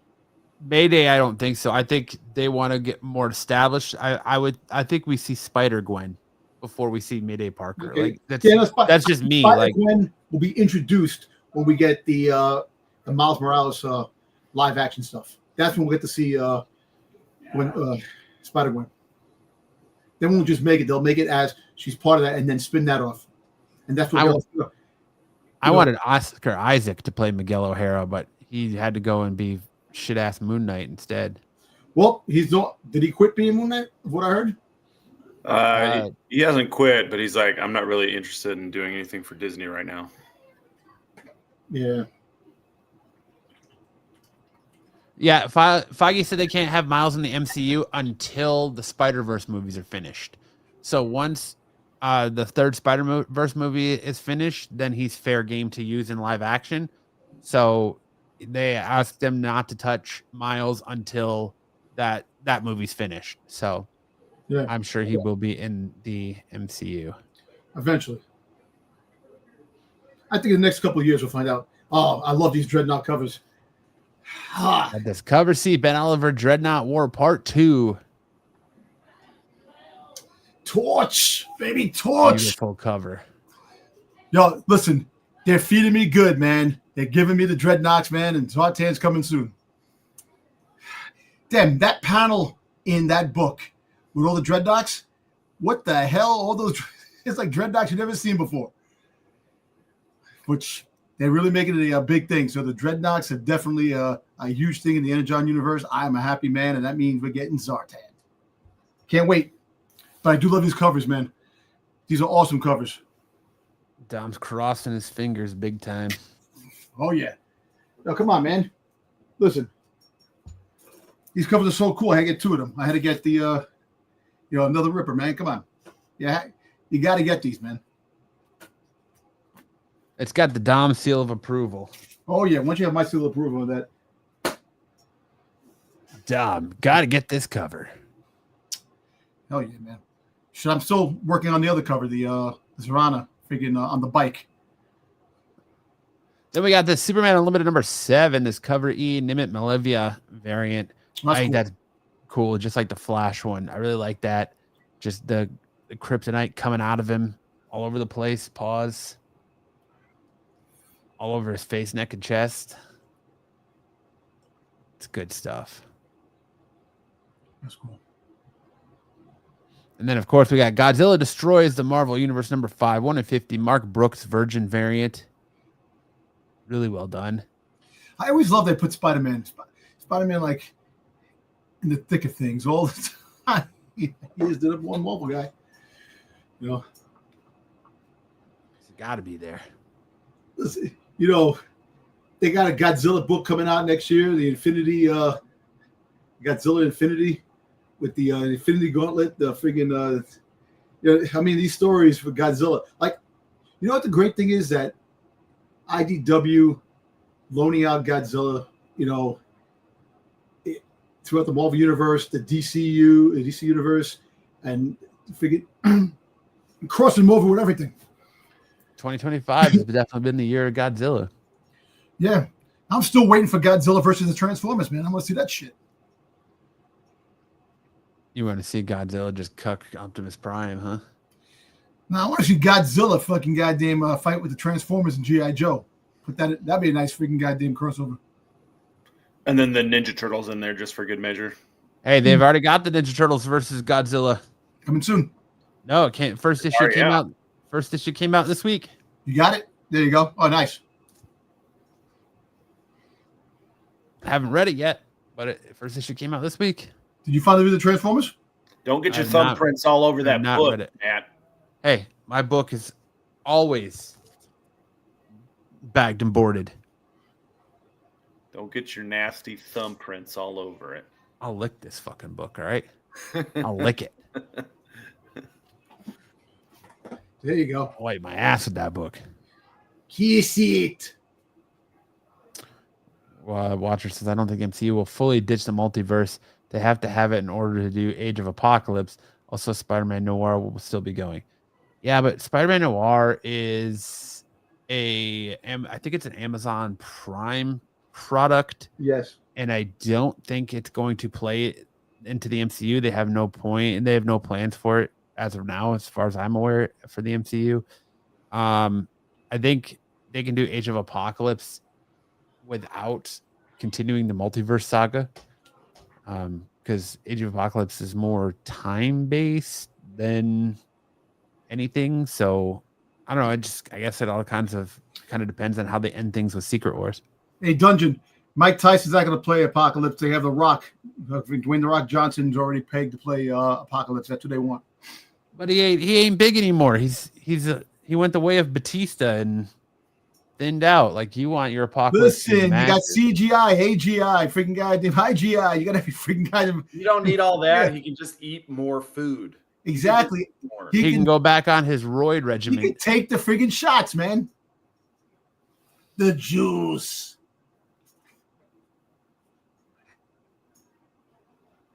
And that's it for Best and Worst covers of the week. Now we got our first appearances this week. We had a couple of them. We had the first appearance of Aranix. I butchered the shit out of that. Arachnix. There you go. Let's see how many people it fucking takes to pronounce this name. A villain that is a mashup between Spider-Man and Wolverine. It's a cross of clones, right? It was a clone, the DNA. Yeah. I lost interest in this book. It started out really strong and really good. And it started out when they found that the Wolverine killed his mom and dad. Yeah. That was great. And then it just kind of died off to the point now where we're getting a Spider-Man and Wolverine smash up clone. And nah, I'm good. How many freaking symbiotes can they have? How many freaking goddamn characters that are combined that'll be the same character? Like, there's like no new characters that they can do. You expect just the same shit, different, same stuff all the time. Yeah, not a fan. Like I said, I fell off on that book. Then we got, speaking of Spider-Man Noir, Spider-Man Noir 18 was the first appearance of Hardboil, a villain in the Spider-Man Noir Rogues Gallery. It's a giant like zit on his head, and at one point, Spider-Man Noir punches him in the head, and it explodes with pus, and he's like, "Oh, what the hell is that?" And it's all over his hand. It's like, all right, this is kind of lame. What the fuck, man? They have nothing better to do? Holy shit, man. Come on, man. His head. Just a pus-filled boil. That's a pretty cool cover, though. The cover looks pretty cool. Hard boil. Oh, Jesus. And then we got Superman, the Kryptonian Spectrum, the first appearance of Kal-Elf, a fifth dimensional imp. And he's got the number fucking 5 on his chest. What a prick. Gotta use my fucking 5 on that dumbass shit chest, man. Please, man. The art in this book is terrible too. First of all, who thought that was a great character to make? What friggin' apparently W. Maxwell Prince. Oh God. Yeah, his name's right on the cover. Jesus. You gotta love these certain people. And that's it for our first appearances of the week. Now we're gonna take a look at our first appearances next week. Right now we only have one. It's this. Apparently there's a first cameo appearance of Nicodem the Seer in Amazing Spider-Man 16 next week, as well as Plague RX. It's first appearance. Is that still that's still the Hush? I know, but Spider-Man's being played by yeah, it's still Norman Osborn. Norman Osborn? Okay. Yes, BK. Yes, you missed it. Hey, what time did you guys start, Sam? So we don't have daylight savings time in Arizona. So for us, it's 6 o'clock, like always. For everyone else, it's an hour earlier. So for on the East Coast, it's 8 o'clock instead of 9. I thought we were going to start at 9 here, and I was like, okay, that's why I came out. I was like, oh, shit. I didn't even think about it, like, because we were off last week. Yep. I didn't even think about it, and I was like, oh yeah, well, we're not going to change. And what happened with Sticks? You people. Sticks, he had to go chaperone a Friendsgiving. Wow. Hey, let me ask you a question. You know what's kind of crazy? Yesterday, I was being in the city. You know, there's always a crowd of people in the city. The city's always freaking jammed. Last night, me and my wife were walking around yesterday in the city. Dead. I'm like, what the hell? What's going on? Is people celebrating Thanksgiving this weekend? Because of all the airlines, everything's backed up and people are not going to go away? I don't know. I don't know anything about New York City. I've never been. Ben, you got to come, Sam. It's a fun place. Yeah. I've never been either. I want to go real bad. Don't worry about it. I'll show you around the town. You guys That come. sounds good. I like to have a guided tour. Yeah. So I've got a new segment this week I want to try out, inspired by something Pete did on shows that we haven't. When we don't have a show, he does a couple times a fill-in show where he's taking movie posters and remove or movie scenes and remove something from it. So I decided to try to do that with comic covers.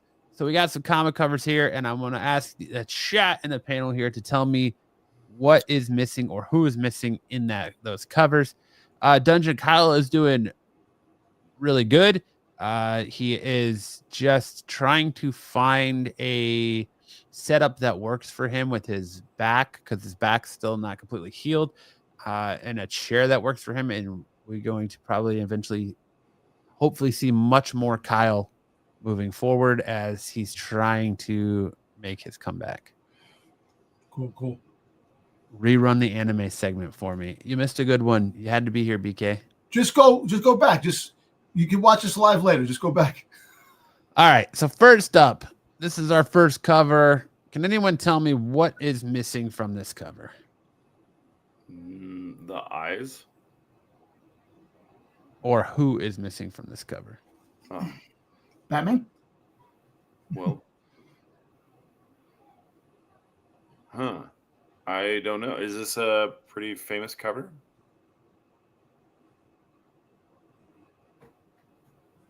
Peggy says eyes. Seems like his eyes are missing. Nice. Yeah. There's something in the eyes. Is it reflection of Batman?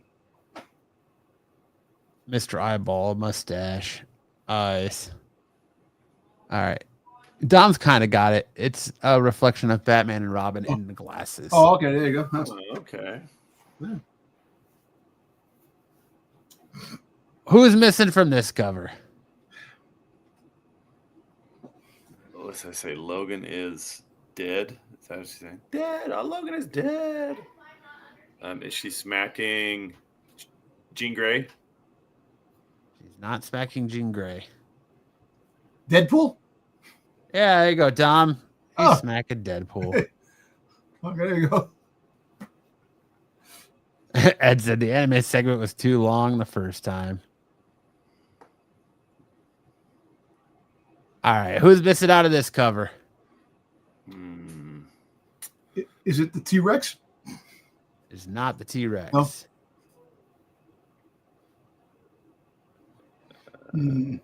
Who would Doom share a cover with? Don, did you get any? No, my books didn't come yet. My books didn't come yet. I got 2 books. Maybe next week, hopefully. The Invisible Man again. Close, Luke. Is it Mr. Fantastic? Is it Doctor Sue? Strange? Is it Sue? It's not Strange. It's not Sue. It's Rocket Raccoon. Oh, okay. I forgot that. Yes, I forgot the strange the crossover they had. Yeah, shit. Those are some strange bedfellows. Who's missing from this Hellcat cover? Hellcat? See you later, Watcher. Is it Spawn? Is it It is not Wolverine? Spawn. It is not Wolverine. Is it Kevin says, I like this game, but I'm too high to remember. Scarlet Witch? Is it the bike? It's not the bike. Hmm. It was Miss Marvel and Cyclops. Why does Cyclops look like a little degenerate? I don't know, because he's a kid, Is a this a teenager with attitude. Kid? This little punk. And who's missing for our last one from this U.S. Avengers cover? U.S. agent. Is it Ghost? No, we got Ghost. Let's say it is a character that is strong enough to beat Thanos on their own, or has beat Thanos on their own. The Hulk? Oh, I got the Red Hulk then. Tony Stark. No, Adam Warlock. Nope. The Unbreakable Squirrel Girl. Squirrel All right. Girl. Maybe this segment isn't gonna work. It's not bad. Oh, that's good. That's a good segment. It's actually pretty good. It's people know the covers. They'll know what's going on. That was good. I like It is that. good.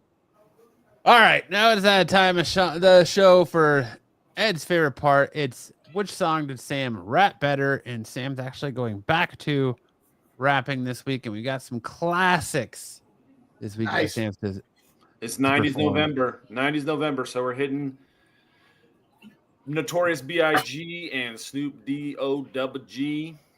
And Sam kind of left it open for me because he just said any popular song by Snoop Dogg and Notorious B.I.G. So I went with Gin and Juice by Snoop Dogg Gin and Okay. Juice. and Juicy Ooh. from Biggie. All right. Buckle up, buttercups. So I'll start with Gin and Juice by Snoop Dogg. Haha, I'm serious. One of y'all fellas got some bad mother breath. Hey, baby. Hey, baby, give me some bubble gum in this mother or something. Ha ha. Ride with me to get something to eat, dog. Hey, fella, study long, study wrong, fella. With so much drama in the LBC, it's kind of hard being Snoop D.O.G. But I somehow, some way keep coming up with funky ass shit like every day. May I kick a little something? Yeah, for the G's and a few ends as I breeze through 2 a.m. and the party's still jumping because my mama ain't home. I got bitches in the living room getting it on, and they ain't leaving till 6 a.m. 6 a.m. 6 a.m. So what you want to do? Shit, I got pocket full of rubbers, and the homeboys do too. So turn off the lights and close the doors, but we don't love them hoes. We gonna smoke an ounce to this. G's up, hoes down while you bounce to this. Rolling down the street, smoking Indo, sipping on gin and juice, laid back with my mind on my money and my money on my mind. Rolling down the street, Word. smoking Indo, sipping on gin and juice, laid back with my mind on my money and my money on my mind. We'll call Yeah, that's it. Word to your mother and your brother. Did you hear my wife? She's like, Yeah. close enough. not even. All right. Uh, Fuck all you hoes, get a grip, mother. Yeah, this album is dedicated to all the teachers that told me I'd never amount to nothing. To all the people that lived above the buildings that I was hustling in front of. Called the police on me when I was trying to make some money to feed my daughter. And all the fellas in the struggle, you know what I'm Yeah, saying? man. It's all good, baby. I was all a dream, or it was all a dream. I used to read Word Up magazine, Salt and Pepper and Heavy D up in the limousine, hanging pictures on my wall every Saturday. Rap Attack, Mr. Magic, Marley Marl. I let my tape rock till the tape popped, smoking weed in bamboo, sipping on a private stock. Way back when I had the red and black lumberjack with the hat to match. Remember rapping Duke? Do ha, and you never thought that hip-hop would take it this far. Now I'm in the limelight because I'm rhyme tight. Time to get paid, blow up, but the world trade. Born sinner, the opposite of a winner. Remember when I used to eat sardines for dinner? Peace to Ron G, Brucey B, Kid Capri, Funk Master Flex, Love Bug Starsky. I'm blowing up like you thought I would. Call the crib, same number, same hood. It's all good. And if you don't know, now you know, fella. You know very well, yeah, who you are. Money and hoes and clothes. Don't let them hold you down. Bank rolls, yeah. Reach for the stars. It's all good. You had a goal, but not that many because you're the only one. It's all good and plenty. Check it. the 5 people we had in the chat are down. Peggy's the only one that's left in there. Oh, man. Okay. Sam, I have to applaud you, Sam, on that. You know why? Because definitely I can't do that. I'm contemplating doing like a lounge singer version of all these things. That's what I'm contemplating. That's after the new year, we're going lounge version of all these songs. Hey, listen, going back to AI, do you see the AI matchup songs they have on like YouTube? You have like Creed with Evanescence and have like brand new songs. And it's like, yo, these songs are friggin' awesome. I'm like, that's what AI brings to you. You can have collaborations that you never thought you could have. The collaborations that, and the songs are awesome. They're brand new songs. And I don't know if you can get them on Spotify or get them on iTunes because they're not, I don't think they're regulated, but they have songs, they have rock songs that people are singing like jazz like rock songs and just making up all these different genres in different songs and different types of music, which is crazy. That's what AI brings. Very cool. I hope you guys forgive me for I have never heard these songs before. You have never heard Come on. Gin and Juice or Juicy by Did you I mean, live it in a was cave? it was Did you evident live- when you because- were rapping it, very evident. But I've never heard either of these songs before. oh man, this is like one of Biggie's best songs. It's the one that like launched his career. I'm sure. No, come on. Seems like a Back in great the day, song. old school, man. Tupac and Biggie were my shit growing in the 90s, man. It set you No, up for I'm not feeling. I'm not a Swiftie. I listen to emo. Swiftie. That was what I did. I listened to Yeah. emo. So emo's not dead. Like Now, that- see, look at Sam listened to Engelbert Humperdinck and freaking Neil Diamond. See, What, you right? could have said it was No Cut November and did all emo songs. Hey, Ben Folds 5 is good. Yeah, You could tell the world how you're not okay. Give me a flugelhorn, Dom. Which one? Give me a flugelhorn. That's what I'm after. I listen to death metal. Hey, you know what? Hey, listen. You should listen to this. You should listen to the music, man. Listen to it. Dungeon really listens to good. like Cannibal Corpse and Hey, you should have chick from Chile that won Miss Universe. And she Yeah, fucking she sings did death metal. Screamo. That's awesome, man. Yo, that's beautiful music to my ears, man. Tyson says, Sam, you're even way too white for me, and I'm Scottish and Ukrainian. Oh shit. Yeah. All right. And that brings us to the last part of our show, the part of our show where, it sends people running for the hills saying, I don't want to talk about chicks and or dudes and hot chicks. I just want to talk about comics. It's time for Missed Connections.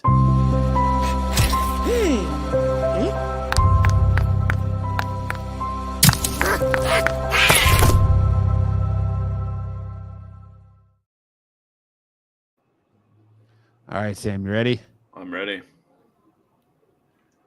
For country, I helped out last time, Coleman. What the heck is this? Okay, this is feeling like. Okay, I might have to read this in an accent. But hey, man, back in town, lost your digits. You're white, rugged, and on top of it. Yeah. I'm preppy. Oh man, okay. Sorry. This is Steve Urkel. Okay.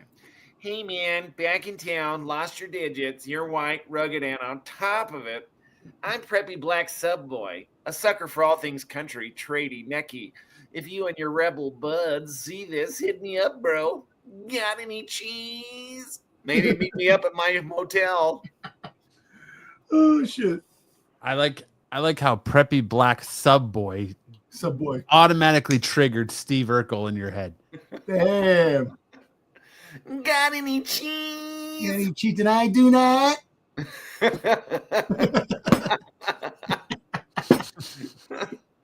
That's great. Mexican guy, Suitland. 25 Mexican guy looking for an older dad to bond with. Like to follow orders and toyed with. Take me out to dinner, drinks, and grope me. Love to role play and fantasy. Wearing uniforms or gear. Freaky older men are fun. Dang. We're on to you, Bruce. We're on to you.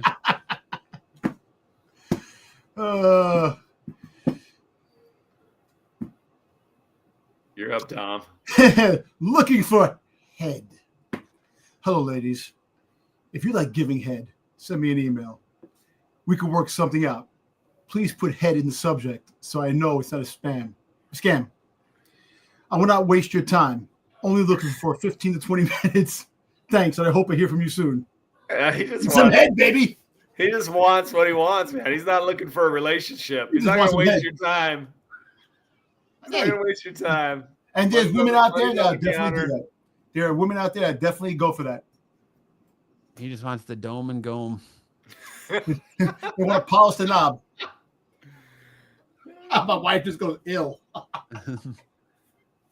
Backdoor workers needed. I'm looking for guys who can work on my back door. Needed greased, good, serious workers, please. I'm strictly a bottom. If serious, here's the phone number. Give me a text. Dom, are you married? Yeah, I am married, man. My wife puts up with a lot of shit with me, man. She's in the room. She's in the room right now. You're up, man. Electronic Erex. I can't fucking pronounce that. Arrow Erectional excursion. Erex excursion. Yeah. Cursion. No pick, no reply. 30-year veteran of ESTIM, electronic ejaculation, commonly known as E-stim or electrostim. Here you go. Easton. I would like my nips lightly lubed and stroked while I write in ecstasy doing it. Lots of stuff drooling and dripping from the experience. You can touch if you like. Let me know. Hard pick and location in first response. I'm in San Pedro. Days only. No prick, no reply. Damn. 30-year veteran of Eastim. Yo, that's some scientific shit, man. Like some dude who likes to like put electrodes on his balls or something. They call this guy Bill Nye the Science Guy. 30 30-year veteran. Giggles Of the is there to science. fact check Dom. She is. That's it. That's funny. our last misconnection. That's our show. Thank you for having me on for this 2 minutes. Thanks. I'm sorry that I didn't Thanks for realize. jumping on for like 5 minutes, Dom. Thanks for jumping in, Dom. Hey, you got it, man. I missed the whole Yeah, segment. I apologize to everybody who's tuning into this late. We, like Sam said, Arizona, we don't follow daylight savings time, so I totally forgot that you guys were getting the show an hour sooner than. It's like that meme where you've got Don Draper in the elevator, and the kid's like, "I feel sorry for you," and he looks over at the kid. He goes, "I don't think about you at all." That's how it is in Arizona. We don't think about daylight savings at all. In New York City, man. Oh, it's funny. We're walking 4:30. We're out, and it's dark as hell. I'm like, damn, what the hell is it getting so damn dark for already? You're always welcome. Thank you, Tyson. Never. Yeah, you heard about the debacle with freaking San Diego Comic-Con. Yeah, I told him a little bit about. Yeah. Yeah. Freaking Wednesday, I missed out. I didn't see it. I thought you had to buy the stuff, and then you can go back and get it. And you figured it had it in his cart, and someone's like, and they snapped. Thanos snapped away from me. Bummer. It's Well, you all right. got You know what? tickets, so that's all that really matters, right? They didn't take. I was looking at my friggin' my card. They didn't take anything out yet. It'll be there tomorrow. Yeah, You should have got an email that said congratulations. yeah. I did get the email. I did. It'll hit tomorrow. I just wanted to make sure because it's like, hey, take it out. Next thing you know, have somebody else come out and it's like, oh, sorry. But yeah, I'm looking PK forward says, to it. Dom, how are you doing with these Funko rumors? Now, you know what? The Funko rumors, a lot of people misjudged that whole story. They heard something and they ran with it.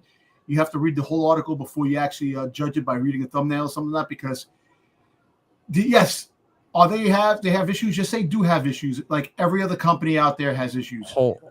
Everybody's- Everybody just hear Dom say you have to read an article before you jump to conclusions. Yeah. Because I've got a whole chat full of wrestling articles where Dom's just like, hey, this would be cool. And Hey, listen, no, but some of them is entertaining. But the whole fact is with the Funko thing, they were actually in more debt years ago that they got out of. This is nothing. So basically, yes, they have some issues going on.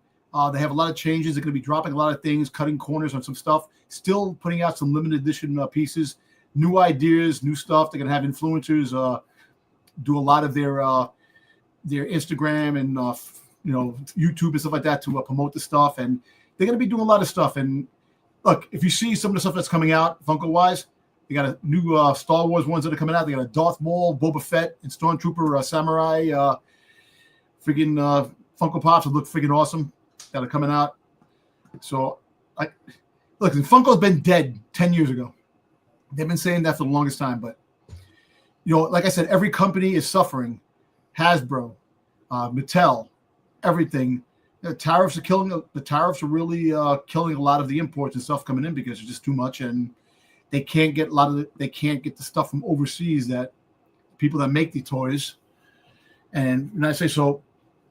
We'll see, but Funko is resilient. They're going to do a bunch of things, and they're going to be there another 10 years.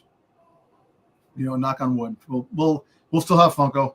As much as I hated them from the beginning, and now I love them for the pop culture and the stuff that I like. Funko is a stay. Shows what you know, BK. You don't watch this channel at all because it is an HR mandate that whenever Dom talks, you need to interrupt him. That comes up from Marco himself. But Funko's okay. Funko's gonna be fine. This is the only show on the channel that Dom actually gets to speak. I appreciate it, and the wrestling show I get to speak too. So, well, that's not on this. I know, but I'm just saying. Channel. I know, but is the only show. We have too many people not believing in Domtober. What are you talking about, Dom? What? I believe in you. I know you believe in me. That's what I'm saying. I'd vote for you for district attorney. Appreciate it. Thank you. Say my name and I'll appear. I believe in Domtober. You should have run for mayor of New York, Dom. You had a good chance winning. Oh, hey, listen, I would love. These are my people, my burros. When it comes to certain things, like I don't want to touch certain aspects. We'll wait and see what the future brings to New York City. Good luck, Dom. New York City has a lot of great things, a lot of things that you love, and a lot of things that you could hate. It's just being here. I've been here all my life, so I've seen a lot of changes. I've seen a lot of good things, and definitely seen a lot of bad things. The wrestling show is there every Thursday. Yep. Every Thursday, unlike the Phantom Sticks show, where I think Sticks actually does less talking than he does on this show. We're gonna watch an episode of Doctor Who uninterrupted. Sticks just in the corner. You know what it is? Sticks show reminds you of the silent issue from G.I. Joe when there was no words. The Snake Eyes and Storm Shadow. We'll miss you, Sticks. We love you. Nah, Sticks is Enjoy great. your chaperone Friendsgiving and then come back. Yeah, Dungeon Crawler Kevin's ride or die. He says, I'm there and I don't even know any of the names. Listen. Noise. Sticks does so little talking on his Doctor Who show. I heard that they actually had to call in to make a phone call to make sure he was all right and still alive. They did a wellness check. Yeah, that's what I was looking for. A wellness check. They had to do a wellness check to make sure he was still alive on screen. Well, listen, he sold himself to AI, so we're going to probably have an AI model that talks more on the Doctor Who show. I don't know.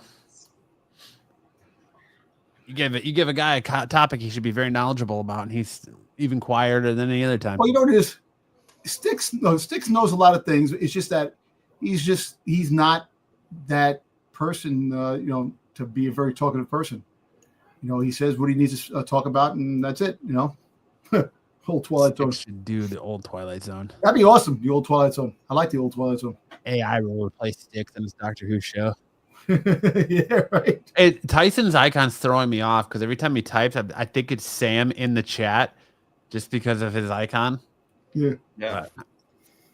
All right. Well, that's our show for this week. Thank you all so much for hanging out. Sorry again that it was an hour early, but going forward, the show will start at 8:00 Eastern time because we don't change daylight savings time. And Sam and I like to actually have a life. We do this for us. So, yeah, you live on the edge, man. Listen, Go you out. guys are actually an hour younger than me because basically you're an hour behind. So you actually can get the lotto tickets and win the numbers here because I'm like 10 years younger than you. I don't know how about an hour younger than you. I'm like 10 years younger than you. But yeah, if you want to catch more from Dom, you can catch him tomorrow night on the Star Wars show. If he decides to show up, you can catch more of all the great stuff on Renovision Monday through Friday. You can catch the TAC show on Wednesday. You can catch the CBSI Hot 10 list on Friday, followed by Dom and the boys over on the Qualified. You can catch me and Dom and Sticks Thursday nights over on my channel, Absolute Geek, for Off the Mat, our professional wrestling show. And you can catch us right back here next Saturday night for a brand spanking new episode of Saturday Night Special. Again, 8 o'clock Eastern time. Dom is all Dark Side has. Thank you. Ooh, look at that. Tyson calling it out, saying Dark Side is a dead appreciate show that. without Dom. Appreciate that. I don't know what Marco's going to say about that. But I really don't care what Marco has to say. I don't. But all right, that'll do it. Sam, take us out with some words of wisdom, my friend. Life is what happens when we are making other plans. There you go. That's some good. Did you just look that up? That's from Alan Saunders. Yep. I just again want to say congratulations to the channel on hitting 7K subs, and again, you're welcome for like best to take that number down. Yeah, but you're welcome for the funniest moment probably ever on this channel as well, because I just love how other shows have to go back to the Steve Englehart issue, and who weren't even on the show talk about the Steve Englehart issue.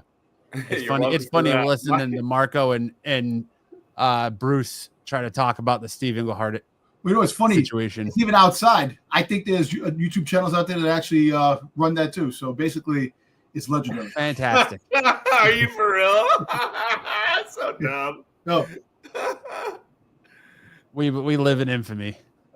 The dumbest comic book podcast of all time. They don't even know who Steve Englehart is. It's forever. I just want to know if people go up to Comic Cons and go, "Hey, weren't you the Gimp in Pulp Fiction?" Actually, it's very funny, man. Ted says, "I don't know about sub milestones unless they're giveaways." Englehart never forgets. Never forget who Steve is. Never forget. But on that note, great words of wisdom, Sam. We'll see you guys next week. Enjoy the rest of your weekend. Have a great week, and bye-bye for now. Either you've got me confused with somebody else, or this is a joke.